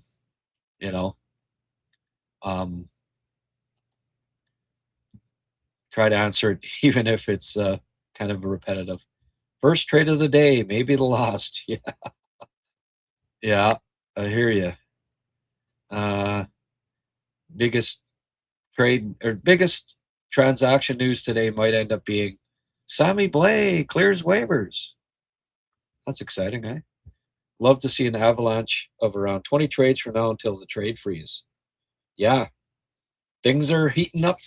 The Olympic trade freeze. St. Louis open for business. Absolutely. Patrick Laine for Crosby. Uh-huh. Panarin also seems to want still a major contract, 4 years at 10, probably a deal breaker for a lot of teams. Ooh, boy, yeah. King Impeccable. Funny spelling impeccable, but not impeccable spelling there, King. Feel like Laine will be traded as a cap dump. Maybe.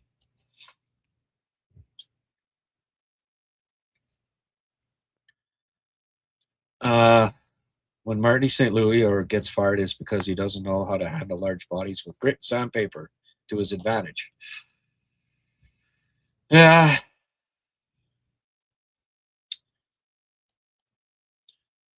Bufflin used to be a forward. They converted him to defenseman. Yeah. It's more the other way around, kind of. Wendell Clark, one of the last ones. He was a defenseman in junior, picked first overall and converted into a winger, but Arbor doesn't skate like Wendell Clark did or shoot the puck, like score goals like him.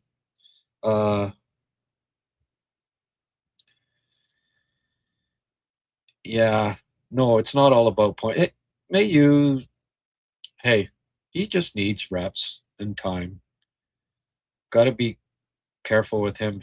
He's playing every night and he's playing 14 minutes a game, so they can't be that down on him. TSN thought a good price to pay for Thomas would be H, Goalie, and a first rounder.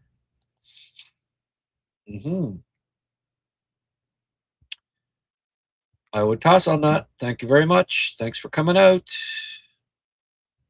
Nylander.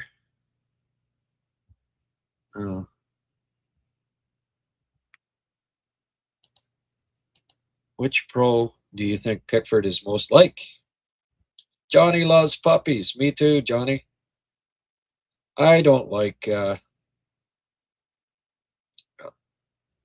not huge on the comparison thing because 9/10 of the time it's wrong. Like, everybody's got their own unique, unless it's obvious for me, I don't like to, I'm not like Craig Button and I'll come up with a comp for just about everybody.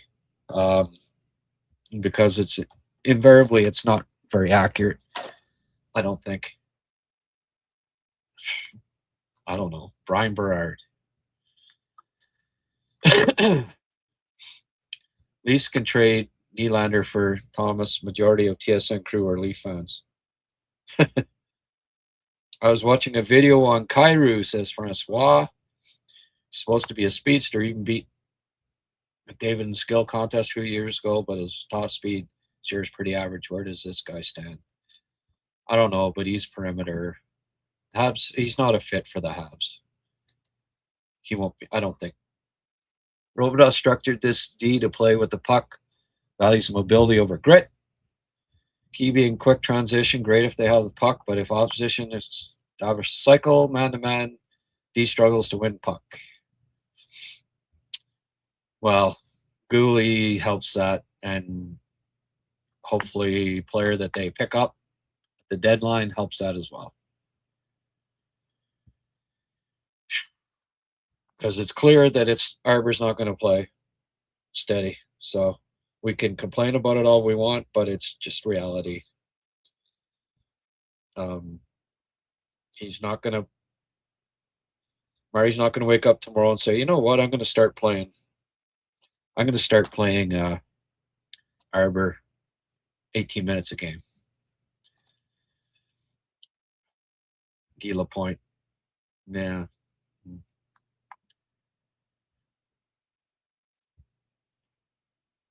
A little bit. Playoff prep for Habs would be sure be an upgrade with White Cloud and McCarron. Would address size up front and back end. Yeah.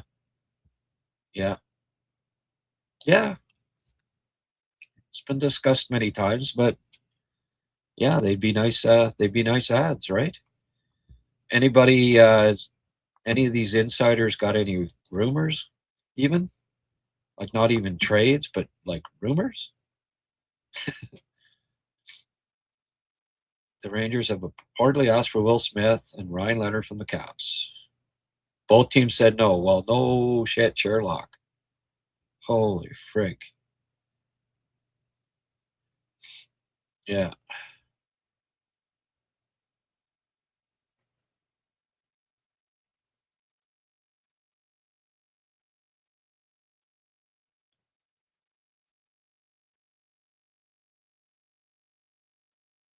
No, I'm not seeing much on here.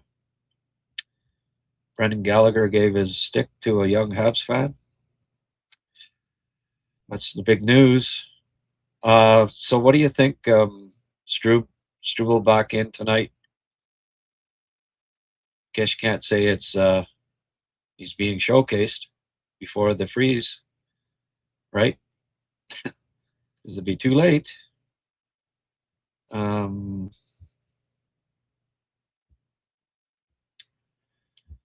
No. Lots of dog puppy videos and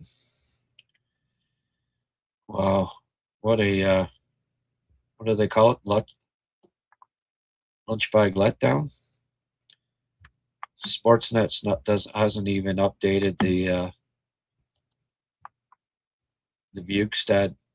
None of these have updated the Bukestad trade even, so guess it's still going to be up to Twitter to. They're the most immediate, right? All right, you got some more questions? We got to while away 17 minutes here before the deadline ends up.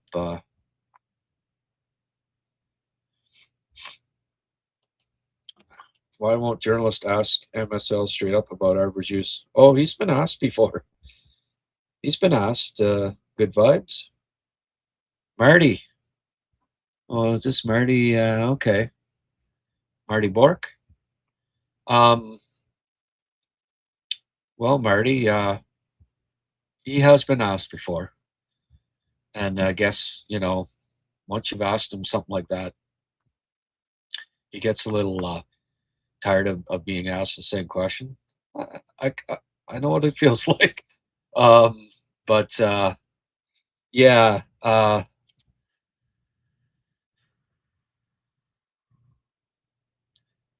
I mean, it's been explained, right, by him, but and Robidaw too. Don't forget like the defense coach has a say in this, just like the goalie coach has a say in who starts. So it's not all just up to Marty. Arbor, I don't think, but honestly, I'm not sitting back, and especially when you're watching games on TV, you can't definitively scout a defenseman, especially if you're watching the game.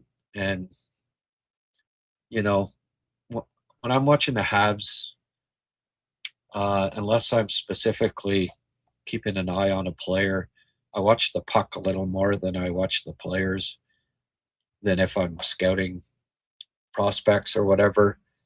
So I don't necessarily see everything from, especially from defensemen. They're out of view of the camera a lot of the time too. But I hear that Arbor, is still struggles at times with speed and the passes out of the zone. Like when you only see a couple of mistakes from Arbor, it doesn't seem like, well, look at Matheson. He made 4 mistakes or whatever. True, but Mike Matheson played 25 minutes. Arbor played 5. Mike Matheson played against the other teams' top lines. Arbor plays against third and fourth lines. Mike Matheson is out on the PK. Arbor's not. Like, if Arbor Jacka was playing 18 minutes a game against top lines, the Canadians believe that he would really be exposed. And I don't know I mean, you can argue that he wouldn't be, but I'm going to side with the Habs coaches on this one and presume that they know what they're doing when it comes to Arbor. I'm not, again, just like with Monty and how I don't know if he's been looking good in practice lately. And so I'm not going to argue, oh, well, Monty's not ready or he'll suck tonight. I don't know. Has he looked better as Marco got through to him? I don't know. I'm not at the practices. Same deal goes with, every day at practice, we're not seeing that. I'm not seeing it. So I don't know. If Arbor struggles, like does Demi walk him 5 times a practice, a scrimmage, or Slav burn by him, or I don't know that, but they do. They're there every day at practice and assessing. Practice counts too, right? They're the ones studying video endlessly, and presumably they've got a better handle on it than we do. So we can, we can criticize it and say Arbor should play more. He should be playing more, but I like this coaching staff, and I'm going to have to defer to them on this and say, well, I guess it's not happening with Arbor. They probably know what they're doing, but it's a fair question, and but I do think it's been answered by Marty in the past, and that's probably why it's not brought up all the time. GM of bad teams try to hit it out of the park while the buyers wait patiently. Yeah. Well, you'd be silly to be freaking offering the moon for Artemi Panarin as far as I'm concerned.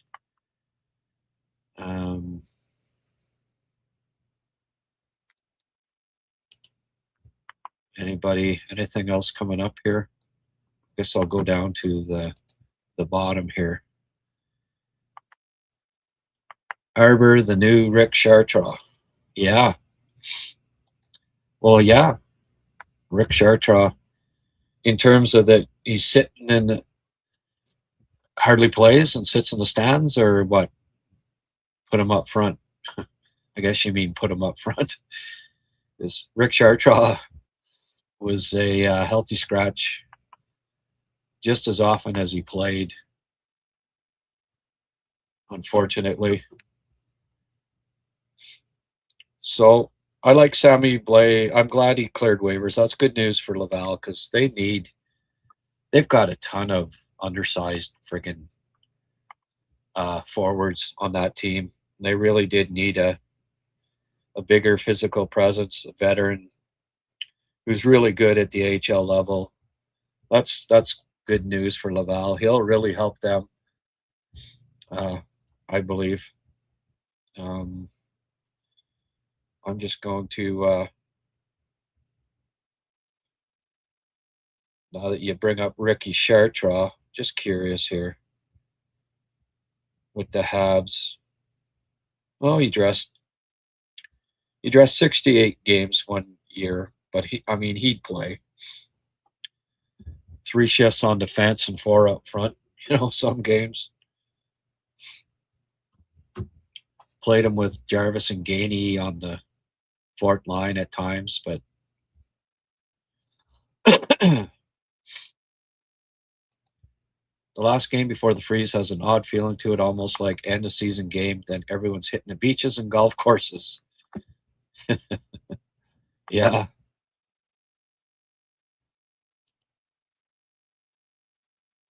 Pickford having a historically great season after McKenna left. Yeah.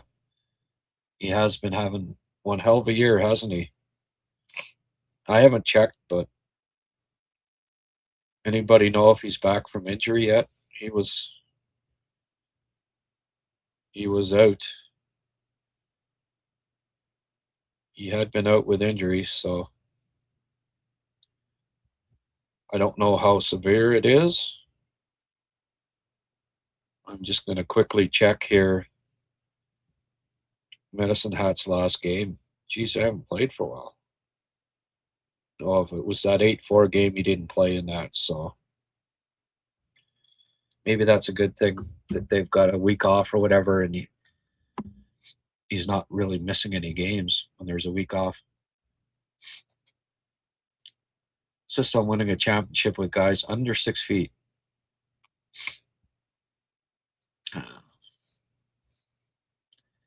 I don't know.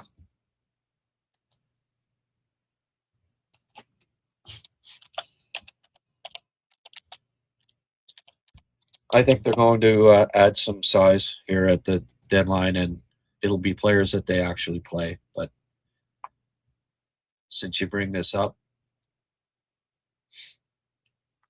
Josh Anderson 6'3", Zach Bolduc 6 foot, Carrier 5'11", Caulfield 5'8", Kirby Doc 6'4", Deneau 6'1", Demidov 6'1", Dovish 6'4", Dobson 6'4", Evans 6 foot, Gallagher 5'9", Gooley 6'3", Hudson 5'9", Kapanen 6'2", Laine 6'4", Matheson 6'2", Newhook 5'11", but 200 pounds, Slavkovsky 6'3", 225, Struble 6 foot, Suzuki 5'11", but 207, Texier 6'1", Valeno 6'1", Arbor 6'4". That's not a small team. Every team has 3 or 4 guys under 6 feet. And what do the Habs have?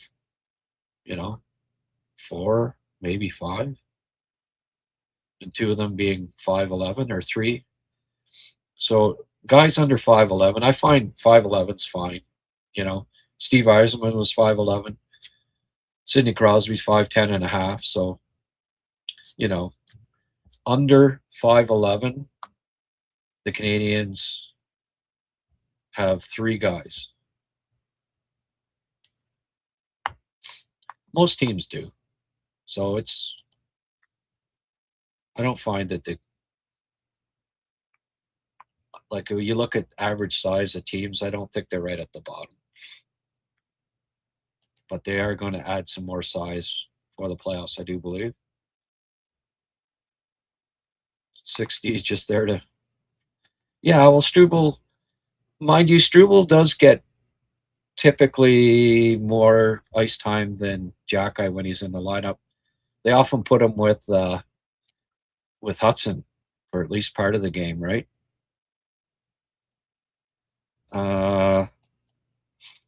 Papanicus, well, he was out with another injury there for a few days, but he's back.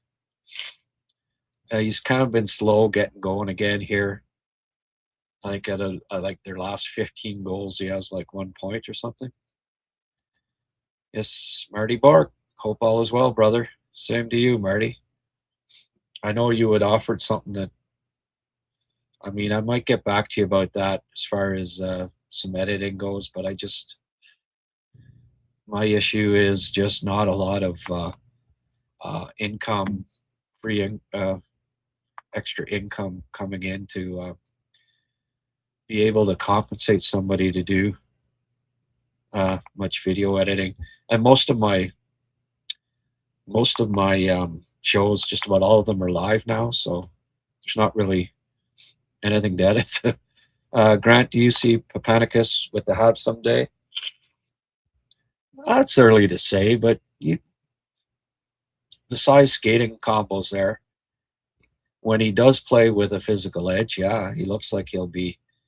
Oh, by the way, I saw a European prospect last night.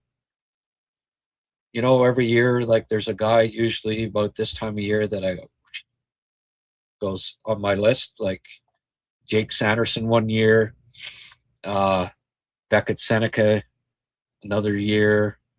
Seems like every year there's at least one guy that just goes like this. Well, admittedly, this year I haven't been looking at the at the draft as much as I do, so I'm just getting caught up. But I started looking at some Europeans, and I came across a kid. I love him, absolutely love him. I've not seen him top round in any draft list yet, and for me, he's top 10. He's a friggin' man already. Physical specimen. My goodness. Big, strong, mean, skilled. Love him. Got in touch with a couple of my scouting brethren there and said, this guy's one say, well, I'm going to see him this week.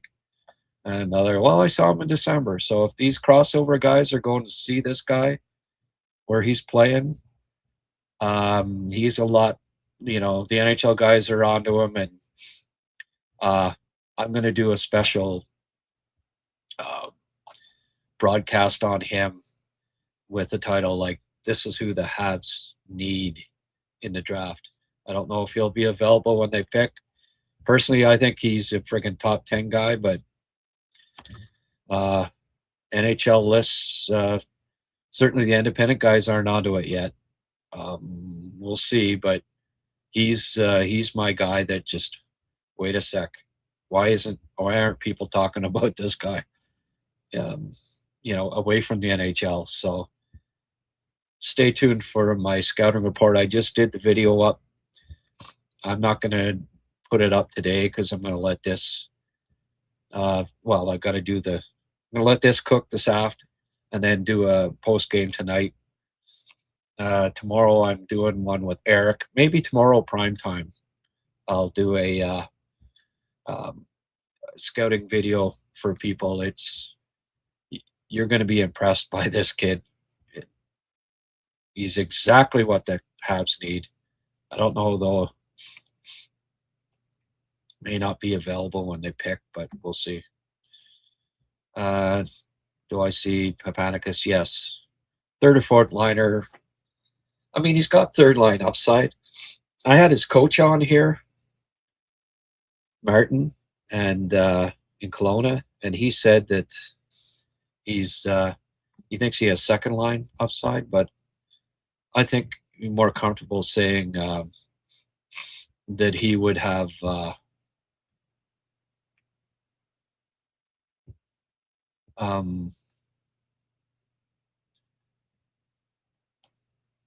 third or fourth line upside.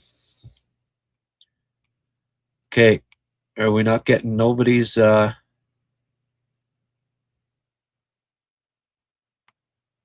what's this? Conditional Thomas Bordeleau?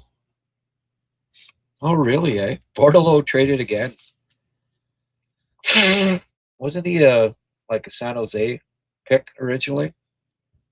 And he's already been dealt once. He's not that old. I still got McKenna 1. There you go. Thanks for the update, folks. What's Bordeleau doing this year? Is he putting up any stats? I had one. I thought he was a bit overhyped in his draft year. I know what one of my scouting friends in the league thought he was a first, and Sebastian Bordeleau's son. Oh boy. 2 goals, 6 assists, 8 points. Has never really panned out, has he? Okay. Yeah, second round pick of San Jose, 38th overall. So basically, that's not a huge return for Bukestad, is it? Well, worthwhile for the Devils to do it then, I guess. When does the trade freeze go into effect? A minute ago. But we'll see if something trickles in here. Sometimes the paperwork takes a little while. There's much talk on Arbor as a playoff-type player because of his size and toughness. How much would he play in a playoff series if he's only getting 5-7 minutes now? Well, this is it. And he played 3 games against. He played 3 of the 5 games against Washington last year, and averaged 10.58. If you're curious about last year, and that's against a team that they clearly was very physical, right? And he didn't play. He didn't play all 5 games, and when he did play, it was still kind of protected. So,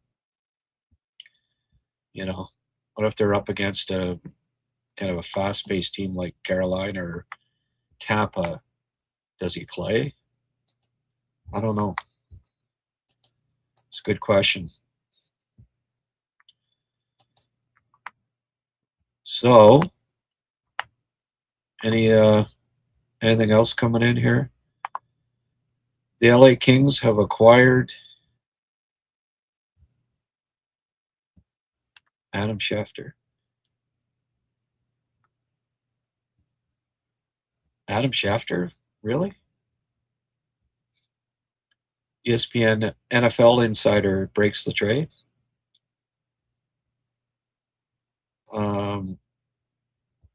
Conditional 3rd-round pick and prospect Liam Greentree.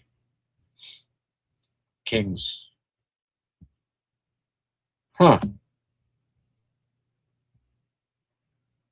Is this official? I mean, Adam Schefter, 11 million followers, I would suspect. Emily Kaplan. Yeah, I guess so. Well, that's not quite as high as people had thought, right?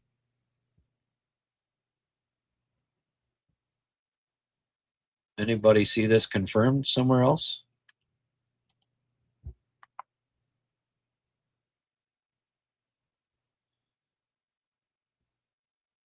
Looks like it's a conditional 3rd-round pick and a prospect. So conditional 3rd usually means it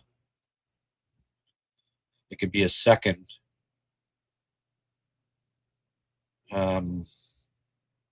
If the Kings do a certain amount of. So much for all those rumors that it was gonna take the world. I mean, Liam Greentree, don't get me wrong, is a decent prospect. Brings size, a nice tandem with Will Cooley there. But I mean, he had 119 points last year. This year he's got 45 and 34. So it's not like he's taken a big jump. He was a spare once again at the World Juniors. I like William Greentree. He brings size. He'll be a top 9 power forward type when he uses his size, but that's kind of inconsistent thing. Huh. Well, that ain't Will Smith or Ryan Leonard, that's for sure. Tell me what you think of that trade, folks. And please hit the like button, because I apparently broke that news fairly quickly. Not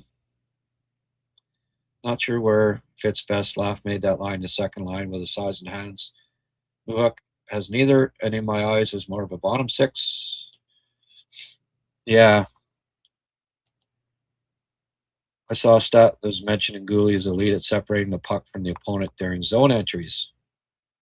Yeah, he is. You can just watch it. Crosby is 5'10 and a half, folks. You see him listed. Don't go by websites. All right. J-Rock was hoping the Habs could have got Greentree. Yeah. He doesn't help now, though. See you guys tonight on the post game. Okay, Paul. Drury really needs to go. Yeah, he does. The tournament dollars, like they had some say as to the trade, wasn't apparently asking for $50 million.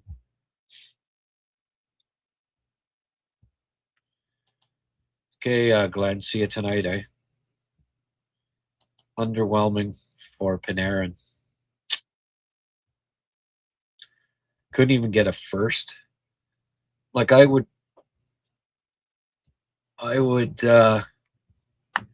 grade Greentree as a B plus prospect. He's now 20 years old. 26th overall pick. Like, so they didn't even get somebody that was taken in the top 20 and didn't even get a second round pick along with it. Wow. That's but you know what? Anybody that I've watched Panarin lately, and man, he really doesn't. I don't think he helps you much at playoff time. I really don't. Maybe he can help get them to the playoffs, but if you think that Panarin's the guy that, especially you got to beat Colorado, Dallas, any of those teams. Good luck. Well, that was pretty that was pretty underwhelming. Panarin traded for Liam Delacole. I mean, there's no guarantees that Greentree is going to be a top 6 forward. Like, maybe not, but he'll have to get to be a lot more consistent. Somebody's saying, like, Greentree barely made Canada World Junior. Yeah, at almost 20. Well, once again, Chris Drury strikes again. Drury rushed to trade. No way. Horrible return. Yeah, why did I wouldn't even have made the trade. I'd have waited. Till the have to trade him now. Wow. How does Chris Drury keep his job? And he's the president too of the club. Like, what did he do to get the presidency and the GM, let alone just the GM, but president too? Wow. Dolan is such a moron.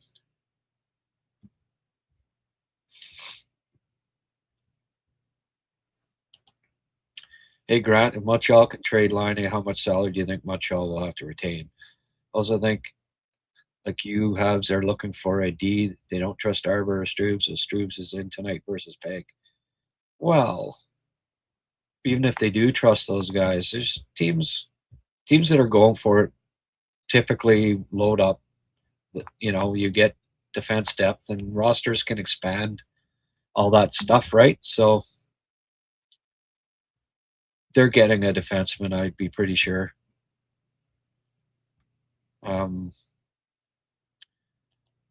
He's been listed at 5'11". They led me astray. Well, we're talking about a half inch. Most of them, they bump it up an inch and a half more. So just be happy it was only a half inch off for Crosby. The Rangers keep proving how much they miss Jeff Gordon. Oh my goodness.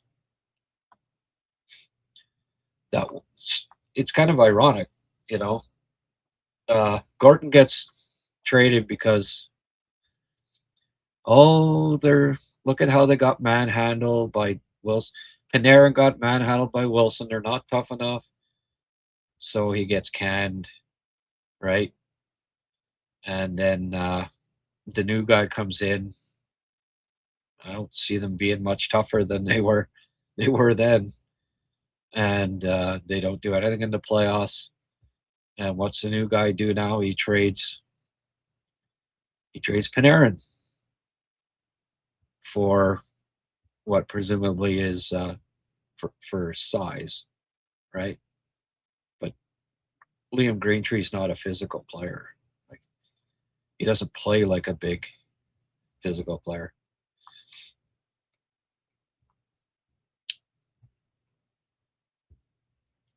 Well, Peliskelikin there. Points are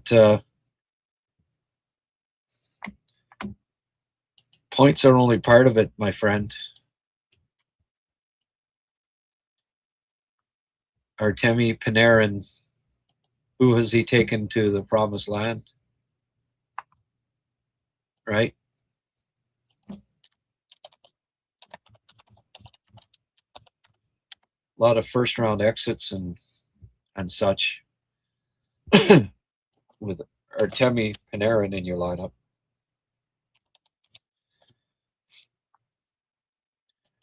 You know, you can get points, but if they're perimeter, whip-de-doo. And certainly not, again, he's minus 18 for his career in the playoffs. You know, not very good defensively at all. He doesn't do it for me. And anyway, he had one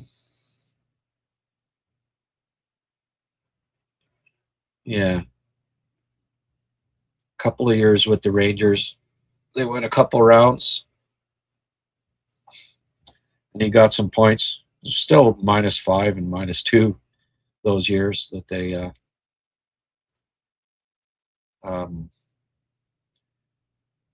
first year in the league with Chicago, he was a plus player in the playoffs, and every other year he hasn't been.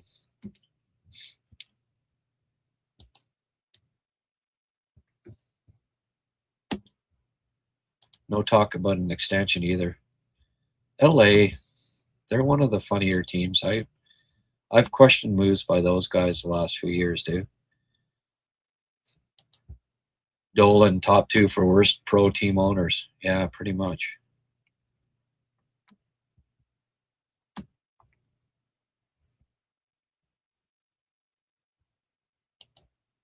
Yeah, I respectfully disagree that he's a really good prospect. He's okay. Always leaves you wanting more. Doesn't use his size like you'd like him to. Very inconsistent with his compete.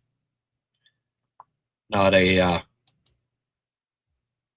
there's question marks there. We've seen a lot of guys like that through the years that didn't end up reaching that vast potential that they have. Hughes should deal for Schneider before Drury wakes up. Yeah. I mean, Greentree has like Rick Belkit's there, and you know, they should be just lighting it up this year. There's no excuse for his for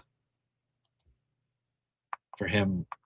It's never a good sign when you take a considerable dip between 18 and 19 in your stats, and especially, I mean, with the team, they got Nesbitt, they've got friggin' Belkits, you know, Woodall. Like there's no Spellicky. There's no shortage of good line mates, potential line mates for him this year, and he takes a dip in scoring. It's never a good sign, especially for somebody that's inconsistent with their competitiveness in the first place. I don't know. Nothing else trickling in here yet, folks. I wonder if this trade from LA will force a hand of other teams in the West to also go for trades. Yeah, maybe. Rangers channel very unhappy. Well, frick. Oh well. How fans react to a trade doesn't always necessarily, add up to how the trade ends up going down. But that doesn't surprise me that Ranger fans aren't happy with that return, especially when they've been hearing, it'll be a prospect, 2 first-round picks, and then third-round conditional pick, and 26th overall pick who's having a down year offensively. Barely played on, was the 13th forward on Team Canada. Woo! Yay! I wonder if this, should be thankful for Jury and whoever the idiot owner is. Gorton stood up for his player and got railroaded out. Well, of course we are. We're very thankful that Dolan's the owner of the Rangers. Gorton did a good job of turning that franchise around. When they did have a couple of runs, it was basically his team.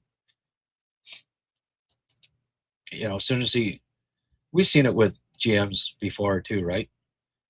They lose their job and then the team has a really good playoff run the next year, and it's basically the team that the GM had left. Like, we're looking at Adams now, like all of a sudden Buffalo looks great. Whose team? It's Kevin Adams' team. Where do you see Bolduc slotting in after Newhook and Hage come in? Well, we don't know. We don't know that Hage is going to play regularly, but I mean, and that's not even counting perhaps Laine too, right? So, yeah. Bolduc will be this year anyways, 12th to 14th forward, I guess. 11th to 14th.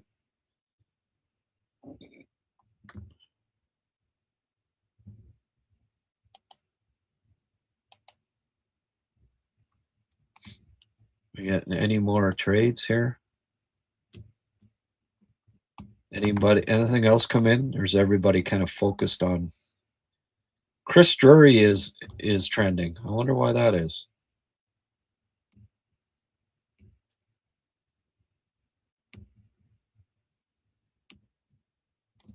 Yeah. Well, Emil Heinemann is now -8 on the team, worst. 1 point in his last 11, 8 in his last 36. All of a sudden, they're a little quiet on that, eh? It was pretty funny, though. The other day when he scored a goal, finally, someone said, "Oh, how could you ever trade? How could you ever trade Heinemann?"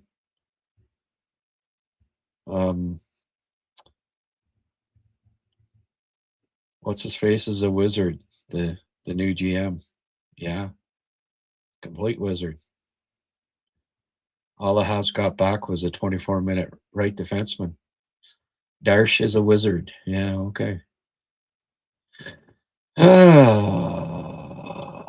Well, I guess that's it.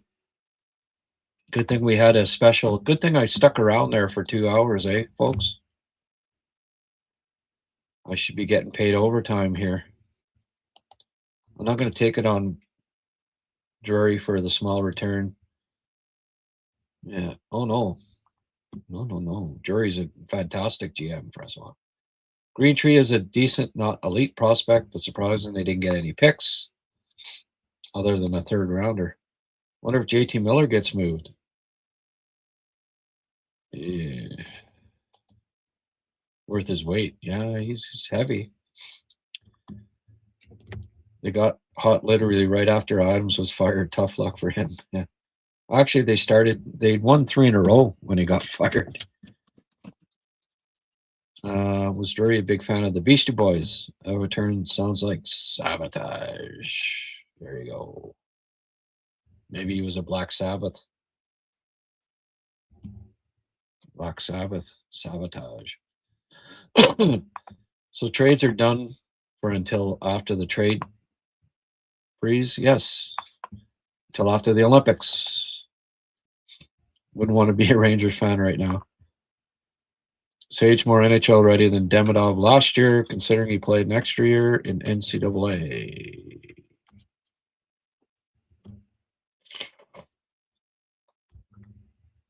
Oh, I don't know.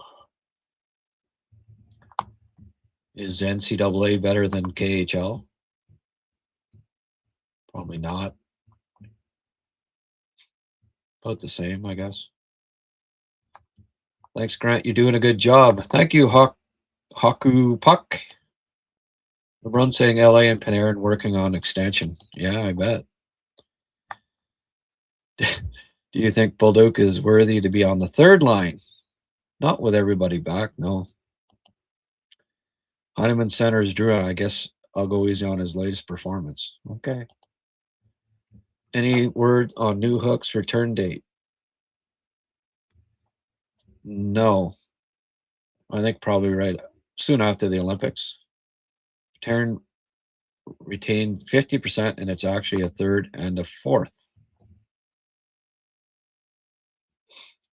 What do you mean Panarin retained 50%? Would it not be the Rangers that retain 50%? That makes it even worse.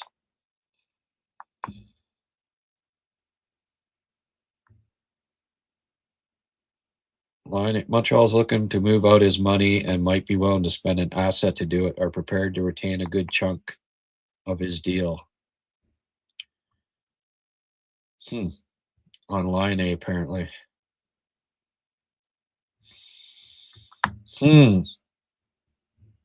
Well, that wouldn't be surprising, I suppose, at this point. All right, folks.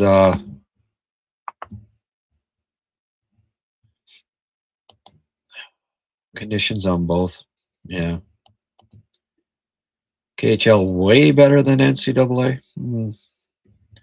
I don't know about that. NCAA is more NHL type league.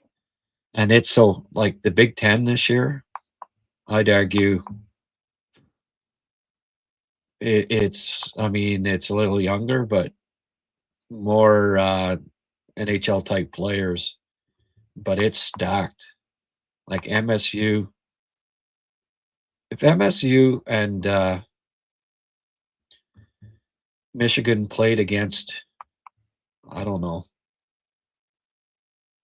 mid-level KHL teams,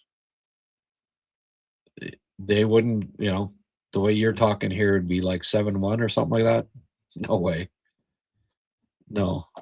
I think it would be very competitive, to be honest with you.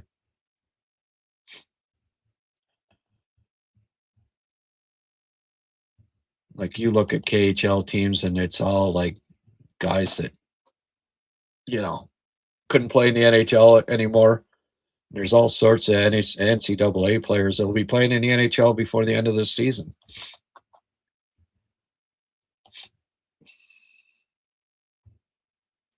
Conditions on both. Yeah, well.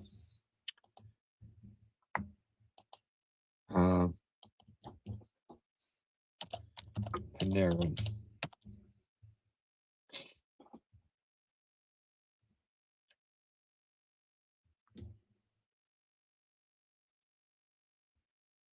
What's about the 50%? They didn't keep.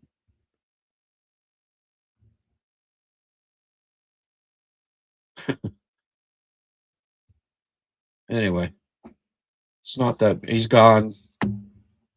Whether there's a 4th round pick or not, it's kind of immaterial, right? Big deal.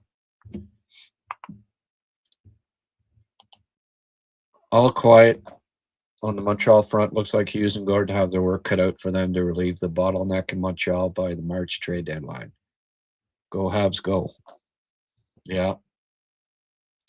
All quiet on the Montreal front. All right, folks, I got to go let the puppy dogs out 2.5 hours in. I guess nothing else came up. No one saw any other deals. I think there would have been word by now. It's not like at the trade deadline when one's scrambling, all that good stuff. Thanks, as always, for tuning in. Thank you to Connor Hrabchak for Hrabchak. He was an excellent guest. If you didn't see the start there, some great stuff. Winnipeg has some players that might be of interest to the Canadians. He gave me the lowdown on them. I'm a little higher on Morgan Barron now after listening to because admittedly I haven't, I'm not spending my 3 hours scouting the Morgan Barons of the world, but he assures me that he's playing really well this year. Just I don't know that Winnipeg would want to get rid of him. Probably not. Paul Cormier, thank you, Paul, for the $5 donation. That's every bit is appreciated. Truly. I'm going to be on again after the game tonight.